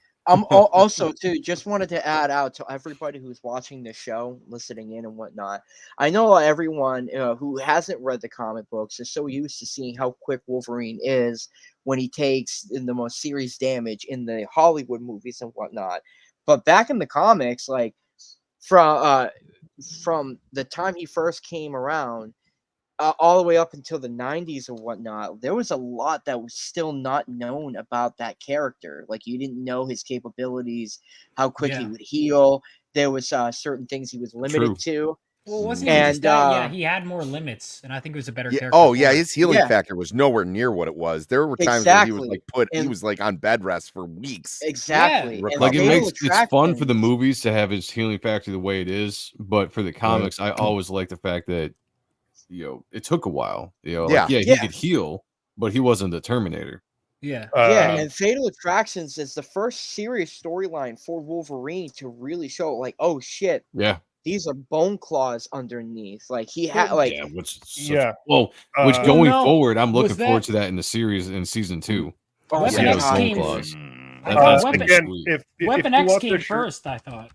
If you want this shirt, put in small letters X-Men for a chance to win. I'm gonna start the draw in about 5-10 seconds. We got 12 people entered. Enter in now because I'm gonna do it in like 5 seconds here. 5, 4, 3, 6, 2, 1, and go. May the best. Come on, I'm here. But I didn't enter. Hold on. I won't win. There we go. Awesome. Hell yeah. Raise your hand. You won, buddy. Hit me up on Twitter or send me an email. Put your address in the chat. Put your IP in the chat. I want to see it. We're gonna dox you online. Congratulations, Eraserhead. Thank you again. Sammy, show your shirt. You're wearing one of the shirts right now. Yeah, I got Sammy, 2 take more it off. coming. Oh, Take it off. Ooh, nice. Take it off. Take it off. Yeah. Yeah. So Eraserhead, you just won that. Send me a message with all your mailing address, and I will send that out to you, buddy. Thank you again, everyone. Thank you so much.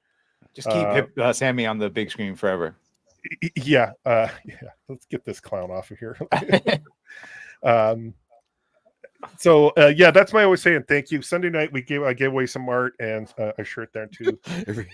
Is this what winning feels like? Yeah.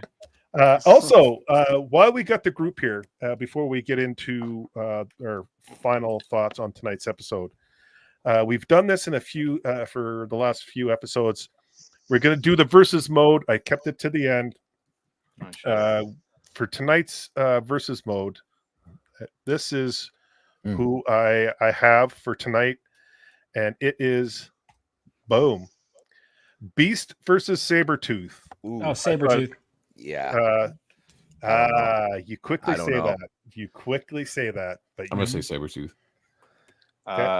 Wait, yeah, which iteration are we talking about? Like Claremont Sabretooth, where he's just like a stone cold killer, or they kind of nerfed him Did they nerf in the him? late 90s.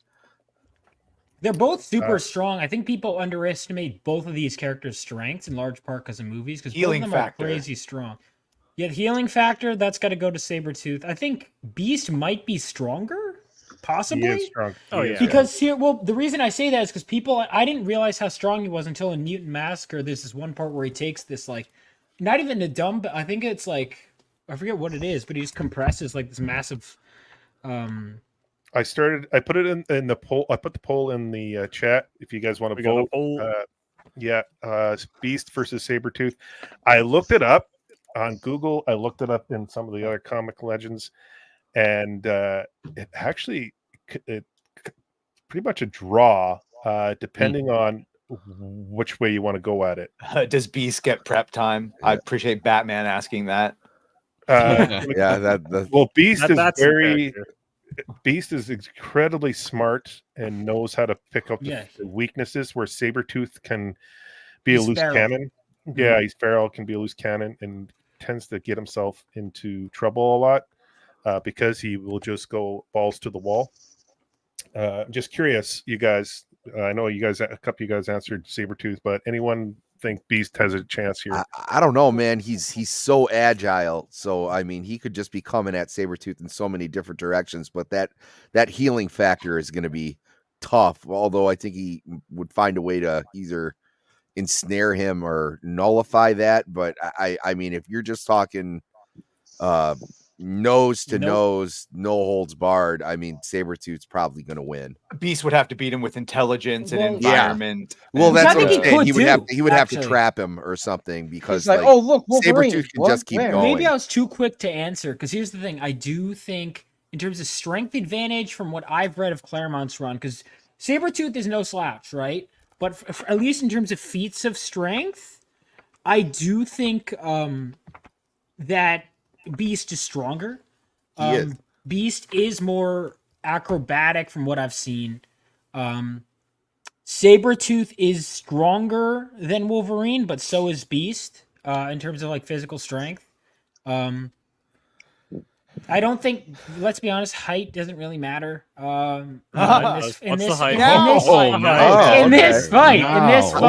now height matters. Height matters. Height matters when we're being accurate to the character. It matters. Turn your gain down if you're going to yell into your mic like that. No. Keep it up. Learn to work the mic. It worked for a year. Oh yeah, baby. Cup the balls. No, I'm just saying that healing factor is a really hard thing to put down. It could go both ways. Sammy. Depends on the environment. Here's the thing. Yeah. Beast doesn't have a healing factor, does he? No. Right. No, he doesn't. All right. That's why Sabretooth will win, because Sabretooth is going to rip through Beast at some point. That's why I'm saying that healing factor is going to be a hard thing to contend with. So yeah, Beast could come at him every way till Sunday and then do this, but like at the end of the day, Sabretooth is still going to be standing there in 3 hours like nothing happened, and Beast is going to be fatigued. His claws are going to rip right through Beast's through Beast's body. I mean, think of all the characters that Sabretooth has put down. Do you think the Beast could take out Wolverine? If the answer is no, then he's not taking out Sabretooth. Yeah. Right. The answer is no. Like I said, he could just. Do I think that Beast could unload way more punishment on Sabretooth? I absolutely do, just because of his agility and strength. But eventually, he's going to get gassed, and Sabretooth's going to be standing there like nothing happened. So Sabretooth would slash through him. I mean, just at ease. I think people don't understand, the power that Sabretooth has in his claws and his fangs, but mostly his claws, and the ability to just inflict mass amount of damage in a close, they would have to have a close combat. This is just two dudes in a warehouse. I mean, he's just going to gut. He would gut Beast at some point. Yeah. Well, that's something that we haven't talked about either. Sabretooth is psychotic. Like he's vindictive. He's a sadist. Hank doesn't really have that in him. Like, he's not gonna. I think that might do him some problems, because like he's gonna try to like get Sabretooth to come to his senses and like try to play off that they're both mutants and they shouldn't be fighting, and Sabretooth's gonna just be like, nah.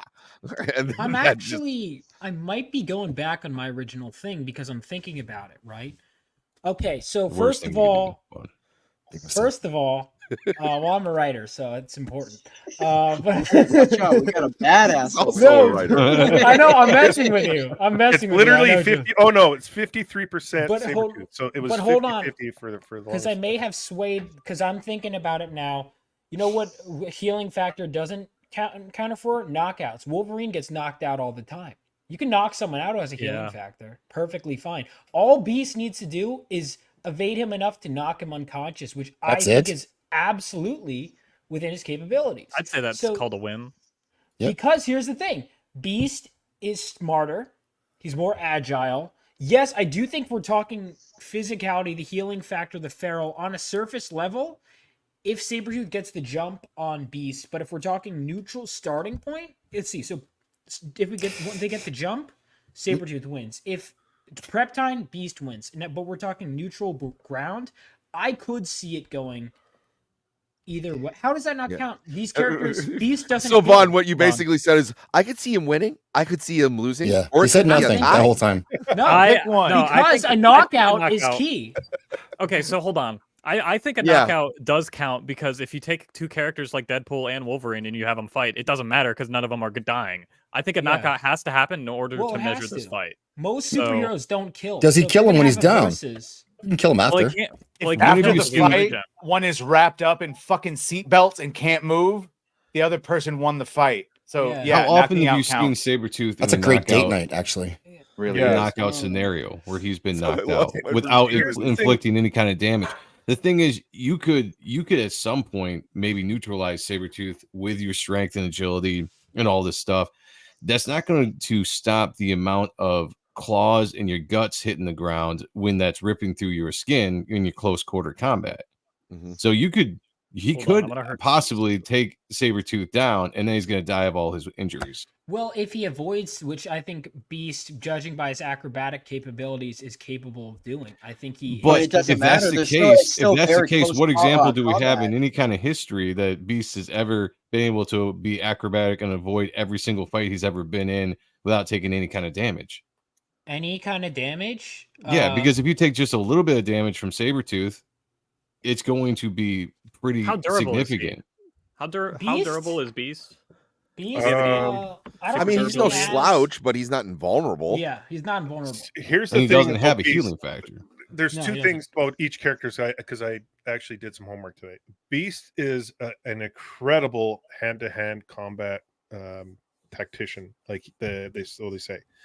His agility is incredible, so they say. So they say. Yeah.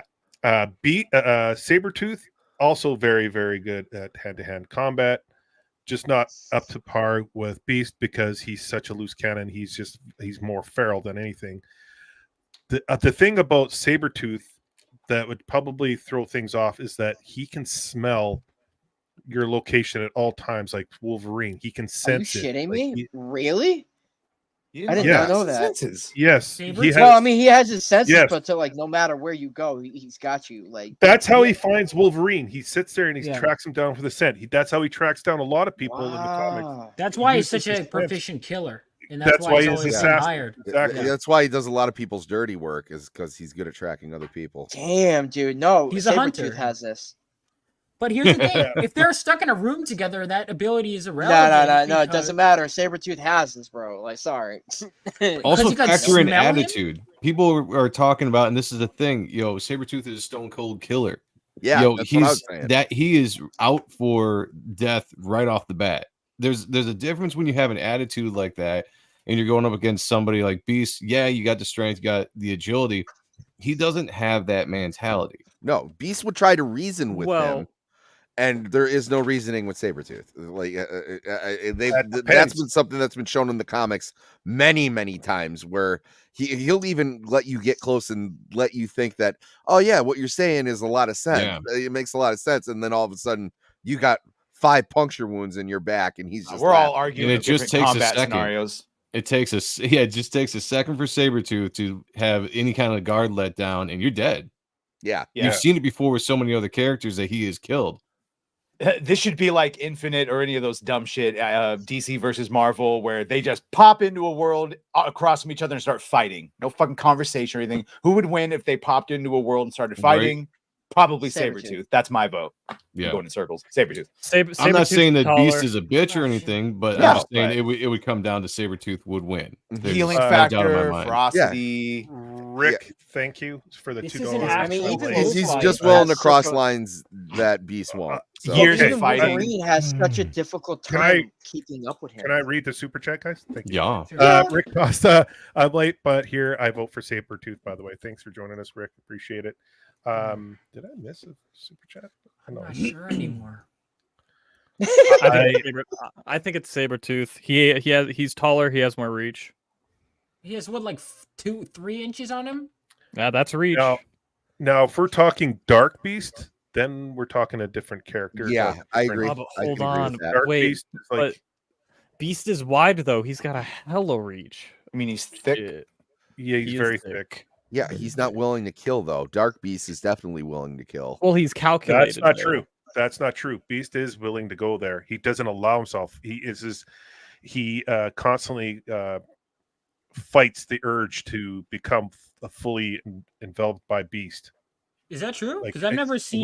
When did that become a thing? Because I've never heard he used to that. be just a dude that was beastly before he got all Yeah, this. but like fire as and stuff. comics go on, he's fighting the beast. Like that's why we got into Dark Beast, because he just started just letting it go. I haven't read that. Nemo. I see. Okay, Yeah, but I I'm just saying haven't there's read that no either. restriction like that at all for Sabretooth. So Right, true. Well, but I like Sabretooth's Beast turned up is- to 11 all the time. yeah. Yes. Yeah, but how feral and unhinged is Sabretooth? Because that could work to his Oh, disadvantage he's if he's very like completely unhinged. whatever. Very Yeah, unhinged. And that's Very just unhinged. like How would that work to a pure disadvantage? evil. Because that's a guy that might not feel the pain or the damage to his body, and he's got the healing factor, and he just Yeah, so goes, it goes, doesn't goes, matter. goes, well, goes. if The he's damage throwing doesn't whatever, matter. if he's throwing whatever, Beast can. Well, Beast is just way more calculated than him. That's the only edge I Yes. see Beast has. That's is. what I said. But either way, when it comes down to it, his only true way to win would be to either ensnare Sabretooth or nullify his healing factor. Because at the end of the day, Beast can punch Sabretooth in the face until he passes out from exhaustion, and Sabretooth will just keep getting back up. So I mean, it's just Beast you can knock can't stop Sabretooth's him. head right off. Yeah. If he had the chance. Beast is big, strong. Yeah. He's Hold incredibly on, wait. strong. I If he mean, rips like, off his very head, good. what happens to Sabretooth? Which part of him regenerates the head? He Or dies. does No, the he head- dies if that's the case. He's dead he as dies. hell. Oh, But again, you got to get if you got to get in close enough to actually be able to get a hold of Sabretooth's head, and at that point, you've got claws to the guts, to the stomach, and your guts are on the floor. So you might be able to Couldn't- kill Sabretooth, but you're going to die in the process. I'm just saying you can't get close to Sabretooth without being gutted with those claws. Yep. It's Yeah, just not you're right. possible. You got to take out his hands if that's the case. You can't go in close quarters and have hand-to-hand I combat with guess you could- Sabretooth and not have those claws be an issue. I guess he could ripping you to cling to the shreds. ceiling and start hurling shit at him. Right. When? But I gotta think on it because I think at first I thought it was cleaner cut. I'm not as sure now. I do think there are scenarios where either one could win and I could see it.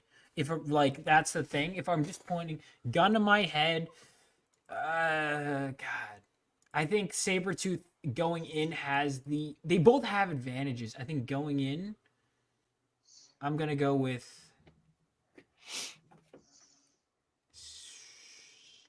You take your time with that, Vaughn. One- As we all you said Sabretooth. anticipate your answer. I'm going to close the Sabretooth. poll now. We got Sabretooth. Sabretooth at 64%. And I would honestly, it's a tight. This one was tough. Well, I did a little bit of reading to find out who would be the best matchup for tonight, and these two came up, and This a lot seems of like- debates. Without extreme circumstances, Sabretooth is winning the majority of the time. And if you were to write agree. Beast, you would have to write very specific things that he does to nullify and all that Bingo. other shit. But Yeah. if you just throw them together, Yeah. it seems like 9 times out of 10, Sabretooth's gonna whoop ass. Yeah. You would I have to don't know give about Beast the whoop Batman ass, treatment. but You got to yeah. come up with Oh my strategic God, ways of why semantical. he He'd would win. beat. Yeah. What's up, Win. Hypno? Yeah. What's up, Hypno? Thanks for joining us, brother. Hypno. I mean, there's a reason why the character Sabretooth is such a feared character when it comes to the X-Men, and why he's killed so many characters before, why Wolverine is one of the only characters that actually stands up to him and has epic battles. You know, you have what kind of epic battle have you seen with any other X-Men character over the years? And maybe there has been, and I've missed it, but really, what other character have you seen that gone up against Sabretooth over the years and survived? That is one of my favorite Archangel. episodes in the original series, is when Sabretooth is in the X Mansion and Wolverine just keeps trying to kill him. I don't know if I've read that one. And then he looks at everyone. He's like, "You don't know him." Yeah, It's just yeah. like, oh god. Dude, I think, is that the one? Because there's that fight in Mutant Massacre where those two like really go at it. It's that iconic cover. I think, though, there's one of the most underrated Sabretooth fights you will ever read, if you guys get the chance, is between Archangel and Sabretooth. It's like a brutal fight on a rooftop. Have you guys read that issue? I have not. It's X Factor. I can't recommend it enough. It's, I want to say, X Factor, what is it, 52? Let me check. I'll have to check it out.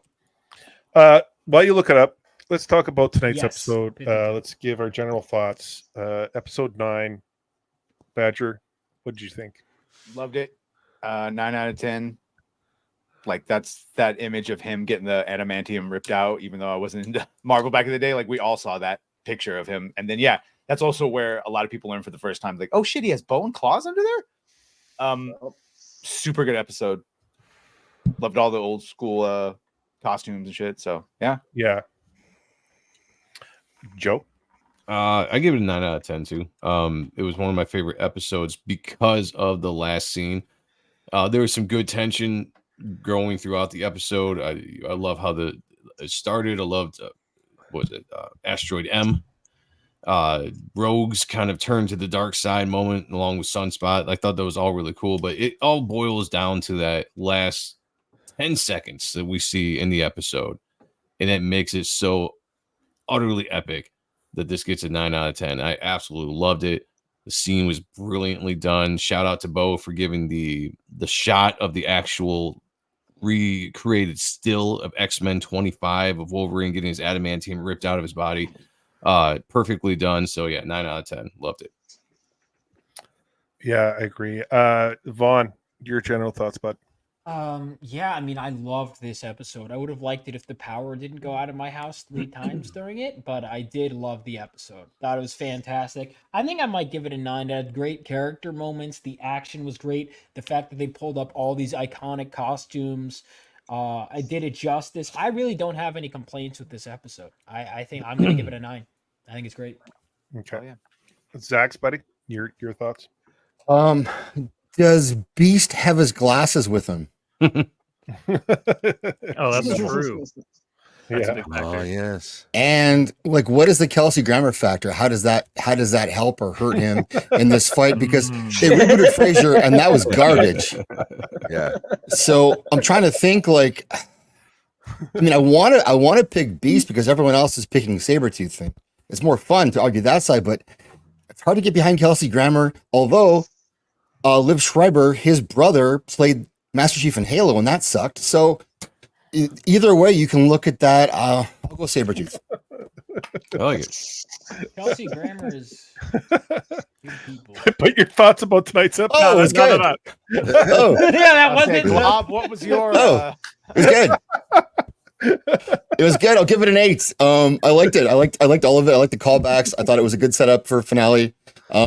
Yeah, it was a good episode. It wasn't like, I think it's the penultimate episode, correct? So I think it's setting up for the finale, and it did a good job of that. And any good penultimate episode, unless it's on fucking House of the Dragon, it sets up the finale. It doesn't let you down.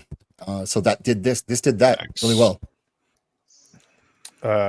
Andrew, your thoughts on tonight's episode, bro? I thought it was all right. Yeah, it's a penultimate. It's setting up. I think it does that well. In terms of the who would win, I think I'll just go with Beast because I'll defend that side. And then I don't know, a score 7, 8-ish. I haven't thought about it that much. I'll go 8 for the number. Okay. Yeah, good. And if Andrew's giving an 8, that's really good. Sammy, your general thoughts on tonight's episode? I like. I think it sits pretty comfortably at a 9. Stupid good would be the way that I would describe this episode. Just seeing everything that built up to this, and then what we got. Just the nostalgia factor. I mean, even like the little one-liners, taking it full circle. Like, what do you expect? Black leather. I mean, it's just a fanboy's dream. And then just going back and seeing the biggest moment in Fatal Attractions be, even though it's not live action, it's some action, even though it's animated, like seeing that portrayed in the moment. I mean, I thought it was wonderful, and I thought it was something that as a comic book fan, I'd never see on a screen. So I do appreciate that. I'm grateful for that.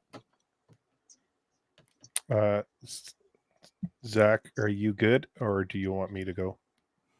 You can go. I mean, the drawing is close to being done. It's not going to be done fully, but it's going to get done tonight. You can keep going. Well, here's my thoughts on tonight's episode. I give it about 8.5, and I really liked a couple things about this.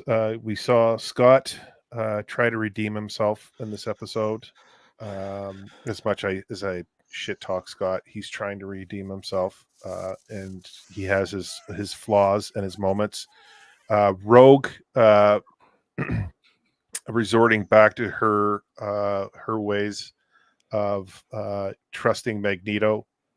She's like not ready to, she's not gonna forget the loss of Gambit, and knowing that majority of the X-Men that weren't there to help her, and Xavier especially not being there to help her, pisses her off.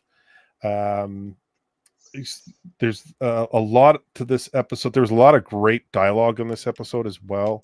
8.5 for me. I like how it sets up everything really nicely. So yeah, that's basically it. So Sammy, don't fork yourself on stream. You're turning me on. Yeah. I got something to say about this one. I honestly, I rate this episode a 10, solid fucking 10. Really? Based on everything you guys said, but the biggest one for me is that when I was watching superhero films and stuff, there was a certain point where when I would go to watch a movie, what do I do? I'd go to the fucking comic store right afterwards and start picking up books on that. And with all the films that were coming out for the past few years now, we can all, as bad as they are and whatnot, it's taken the joy out of me wanting to go and buy source material from the product that I just seen on the screen. And seeing this episode, I got my ass up and I started, I was like, damn, I need to know more about some of these like particular moments. And I started buying. I was looking all over the place. And that's exactly the main reason why I rate this a 10, because it just gave me that then enjoyment, like, damn, I gotta read more, I gotta get that, and that's why I rate it 10. So I'm gonna show you guys what I got so far. Advertising the comics, I wish more they would understand that. Funny how that works. Yeah. I'm gonna show you guys the drawing. It's not finished yet. I'm close to, but it's gonna get there. Oh, that's a great resolution, Zach. We can actually see it. Oh yeah, there you That's go. dope. It's a fucking We glob. love Blob. Oh We my love God. Blob. Oh, you got Blob. chickens there too. Andrew, you have to buy this now. You know that, right? He's crying. Yeah, I will buy it. That's true. So these are all the ones that Dazzler died? Yeah. Yeah. Yeah. Aw. Damn. Yeah, that's dope. So I still got some text I gotta add up here. I'm gonna add Bo DeMaio and the team's credits up on this little scroll. I still have the background here I gotta do, but for the most part, yeah, like it's gonna look like this. I'm sorry I didn't get it done, Do you but think I if thought Glob gets like a cancerous tumor, if they could just see it and be like, bro, what the fuck is that growing next to your... Well, you okay? Yeah, That doesn't look right. No, it looks dope, dude. Looking good, dude. Thank yeah, you. I like it. I'm I buying had to it. find This is some what- way to just like add Also- other characters in it. Also, Zack did this, and it's being colored right now. Oh shit, dude. This is gonna be up for Yeah, that's awesome. this is gonna be up for That's sale awesome. as a print and a poster. This is like everyone, almost everyone that's been on the channel. It has everyone in here. You gotta full screen that. That is a lot. Yeah, we got. Let me see if I can. Kind of gets blurry, but we got. There's Joe. There's Joe. There's Andrew with his sweater on there. Dude, that's AJ. me. That's crazy. Yeah, that's you right there. We got. I Adam, love this, dude. This is Cannoli, amazing. Yeah. Cannoli, AJ. We You got. got to make a poster of this, Zach. We are. We're making. It's being No, colored Oh, right it now. is. I We wanna got all Evan guys Adams. design mine. Cipher. We got Leon in a Ooh. dress. We got Fully Bagface. transitioned. We got blue collar drinking his bottle on Zax's neck. Zax's Yes, Colossus. Colossus. We got Hypno in the back with Sammy with his trident. Jay Goodwin here. We got Badger with his lightsaber. Nadia beside him is a vampire. We got me right here looking cool as hell. We got Joe Sontag as his Reaper Destroyer. Yes. We got Vex as Scavenger's Reign as what's that robot's name? Levi. Levi. Yeah. We got Vaughn in his undies Perfect. right here. Why do I look so deranged? That's why it's so perfect. Nah, that's perfect. We keep asking that, Vaughn. Big old smile. It's perfect. There you go. we I got- do like it. It's good. We have a wanted poster for Platoon here. So yeah, it's awesome. We're gonna have this up for sale soon. Yeah, Blue Collar looking Loser is a forward to- comic accurate Wolverine size. Yeah, For sure. Really looking forward to selling this to everyone. It's been a I've blast. I've enjoyed drawing it. Like being on all you guys is like being on the show and meeting all you guys, man. I mean it from the bottom of my heart. I really fucking love you guys. And you know, there's a special place in my heart, and I was trying to do my best to give you a spot in this where it does you guys justice, and I had a lot of fun doing it. I needed to make sure that it was just right. Really want to call you Gabe, but thank you Unbelievable. for that, Zachary. I appreciate it. You're the man. You're Zach. We welcome. love you. man, you're welcome. I know I can tell you Awesome, meant buddy. that. No, I appreciate it. It looks great, dude. Alex VRB, thank you so much for the membership. Wow, Zach, incredibly accurate depiction of Vaughn. Representation matters, guys. Representation matters. I recognized you immediately, so that's saying I something. did too. I did too, unfortunately.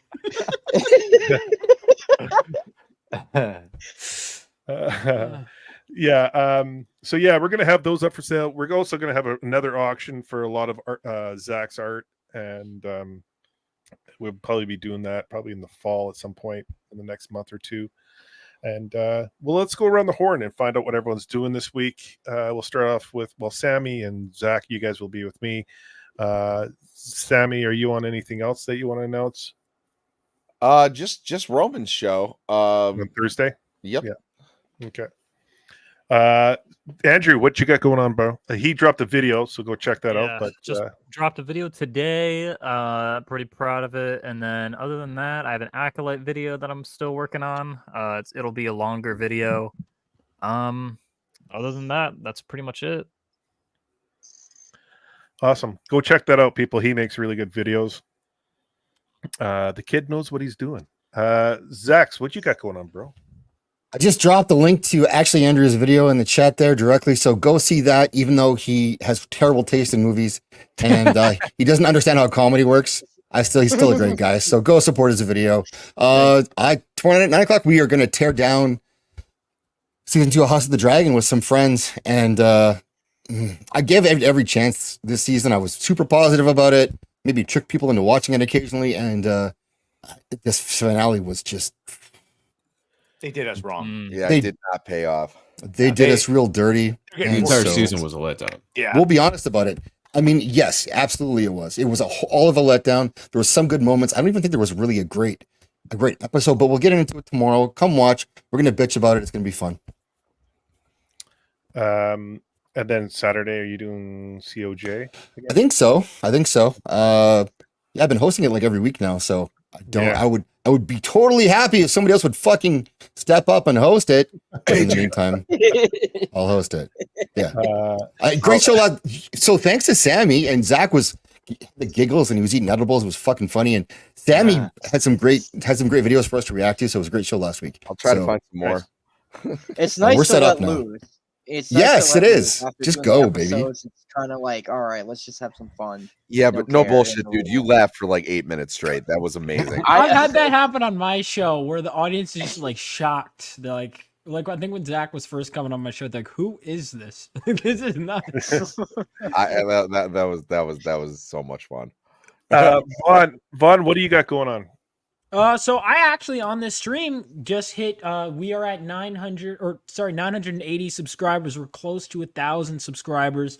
I've Nice. got my comic book. I'm not sure. Can I pull it up on stream? My comic book Phenomenova is getting ready. We're in the final stages of getting it ready for the printer. I have my afterword written. We just got some new trading card art in. And we are on the road to, I'm hoping we could hit 20K, which means everyone will get yet another trading card. If we do that. So if you want this book, man, make sure to check it out on Indiegogo or Fund My Comic actually, let's pull up Fund My Comic because you can get some free Zack art if you back it on Fund My Comic, in addition to a really cool comic written by me. So if you like X-Men, if you like those kinds of classic superhero stories, this is the comic for you. This mini print you will get as a free art piece because of a stretch goal. And if you back on Fund My Comic, you will get this by Zack as well. So It's still up, 65 isn't it? pages in a day of in an age of deconstruction. This is a reconstruction and reconstitution, the superhero genre, set 20 years after World War III, following the next generation of heroes. So check it out. Nice. Hell is yes. The Joe, art is fantastic brother, too. Mr. Sontag, or as you say, go ahead. As JMS. Yes. I mean, you can follow me on all social medias, Joe M. Sontag. I'm primarily on X. I do a show on Thursdays called Ot and Stuff with my co-host Sean Arendt. Coming up, we're going to be looking at the Embrace 2 this Thursday. And then Monday, we do the comic vlog starting at 9 p.m. We have the Spawn review, which this Monday, we're going to be going over Spawn 355, which was a very fun issue. So I'm looking forward to diving into that. And then following that at 10:15 is Appreciating Comic Book Art Live. Yeah. Oh, shit. Look at that. I got all these to catch up on. I got King's Spawn, Nice. Salmon Twitch, Nice. Monolith. I got all these I got to read still. So Hell yes. Yeah, Joe, you're forcing me to buy fucking all the back into it because I have to catch up, so I know what we're talking about. He's forcing you to get back. You know Well, what? I don't want to be the guy that doesn't know what the fuck he's talking about. Like, I Well, gotta that's know. why we got. That's why we really- got at least 4 people on the show, because between all of us, we should be able to cover most of it. Yeah. Yeah. And we talk about how exciting it is to go back to the comic shop to get Spawn again, and it's been Yes. great. Sorry, Joe, go ahead. Oh, just Love I mean, it. so those are my shows. Go check out the YouTube channel under Joe M. Sontag. Subscribe to it. We do comic book talk, pretty much the entire thing there, appreciating the art of comics. I have a comic book called Reaper Destroyer, which is hopefully in the final stages of getting to the printer. I'm waiting on one more physical proof that I want to see a different paper stock, see how that looks. And all the files are put together and ready to go. So hopefully as soon as I sign off on the book itself, as far as the paper stock goes, we are sending this to the printer, and then hopefully we will be getting it out to people. Man, I'm hoping in the next couple months, finally into everybody's hands. So I'm pretty excited about that. If you follow the channel, this is everything we talk about on the channel as far as my love for comics. Spawning from the 90s. It's not a 90s book, but my style of, I guess you could say, writing, art, all kind of stems from when I grew up, and that was the 90s. Very anti-hero, dark hero.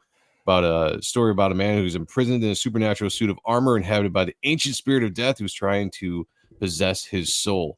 The story is so much more than that. Jay's read it and he's given his seal of approval, and that's all I need. So go check it out. We will talk much more about it when we actually get it out, and I can start working on issue 2. We'll go snag it up today. I think links are below, but if not, just go check out Joe M. Sontag, any of my social medias and YouTube channels, and you will find a link for it as well. Very underrated writer. I said this on Badgers earlier. This book is flipping amazing. It's paced out really well. A lot of great action. I guarantee you will not be disappointed. You need to buy this book. If you are a fan of comics and great stories, this is it. This is the new thing. And I'm saying that wholeheartedly, not just because he's my friend, but like just it's a damn good book. Like it's really good. So I'm excited for this. Thank you. Yeah. Please go check it out, everyone. Reaper Yeah, Story. I'm gonna back it tonight.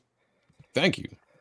Of course. 9 episodes in, and now you're gonna back it. Well, No, it's even worse than that. It's even worse than that. I've probably known about it since like around the time you launched. So it's even worse. But you know what's cool about it is that, you know, now that the book is actually getting out and getting into people's hands, I know there's people that don't back campaigns until they actually want to see the book actually gets made. So we're getting to that point of view. We will keep the campaign open for a little bit after we start fulfilling, and then we'll do an actual closeout, and then you're gonna have to do a second chance or something after that. But it'll be open for a little while for anybody that wants to back it. You know, no rush. I mean, I'm extremely happy and humbled by everybody that has backed it. Over 12,000. I wish over 1,200 backers on the campaign for a first-time creator. I think is awesome, and I'm humbled every single day. So I thank everybody that has supported and continues to support that book. Thanks, Joe. Badger, what you got going on, brother? Oh, you know what it is. 3 videos a day, Badger Cast, Monday, Tuesday, Wednesday, which are on most of them anyway, and then the rest of the week with Nerd Wars. Although I think this Thursday, since there's not going to be an open bar, we're just going to be open bar. I think Irwin's going to call it open bar for Thursday. So Trigger, don't sue us. Yeah, so that'll be fun. And then so I'll just find all the excuses in the world to stream with my buds. So check it out. It is a lot of fun. It is a blast. We had a blast today. It's just homies having great conversations. Yeah, that's what I love. Go check it out, Badger, and also check out Irwin's Nerd Wars. He's got a great channel over there. Awesome channel over there. Badger's on there. I'm on there sometimes. So a lot of fun. As for me, on this channel, I will be doing Princess Mononoke tomorrow night at 8 p.m. Eastern. We got Alan Sagan coming back, the animator, and we're going to be talking about the animation. Yes, we're going to be talking about the animation. We got a really cool panel. So come check that out tomorrow night. And then probably be raiding into Zaxx's channel right after. And then Thursday night, we're going to be after Open Bar, we're going to be talking Demon Slayer. Episodes 14 and 15, I believe. We're going to be doing that and watch Jay Goodwin lose his mind. It's always a blast to see that. And then, yes, Alan Sagan is great. He is a phenomenal animator. Go check him out on YouTube, Alan Sagan. He's got some really cool stuff on there. And then Sunday night, Late Night with the Gooch has been a blast. I think I'm going to maybe continue it Sunday nights at 10:15 or 11:15 Eastern, where we get together, just talk about the stuff that's happened throughout the week and shoot the shit and have a lot of laughs, a lot of debates. And it's been a lot of fun. So swing on by on Sunday night and join the party. We've got a great panel for that as well. So I want to thank everyone again. If you want to buy a t-shirt, they're not expensive, especially if you're in the States. I think they're like just over $20. You can buy a Diabolical Souls t-shirt, or you can buy a hoodie. You can get it in any color you want. So go check that out. And then the links in the description and on the channel. And then, just look out for what we got coming out with the prints and the posters. I think hopefully we can share the colored version on Sunday night, I hope. And we are. We'll be sharing the colored version Sunday night. I want to thank the panel. I want to thank everyone in the chat. I want to thank Blue Collar, Gatekeeper, Rick Costa, and Alex VRB for the super chats and the memberships. I appreciate that. And everyone, see you tomorrow night. Everyone, take care. See ya. Good night. Good night, guys.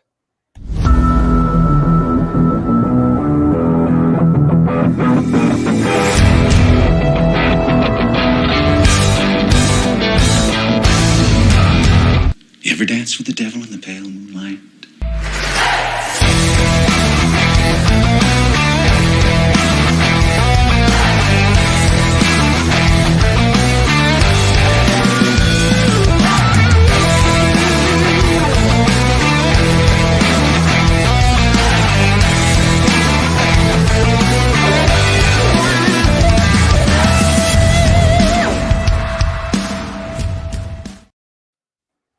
Yo. Thank you guys. That was a good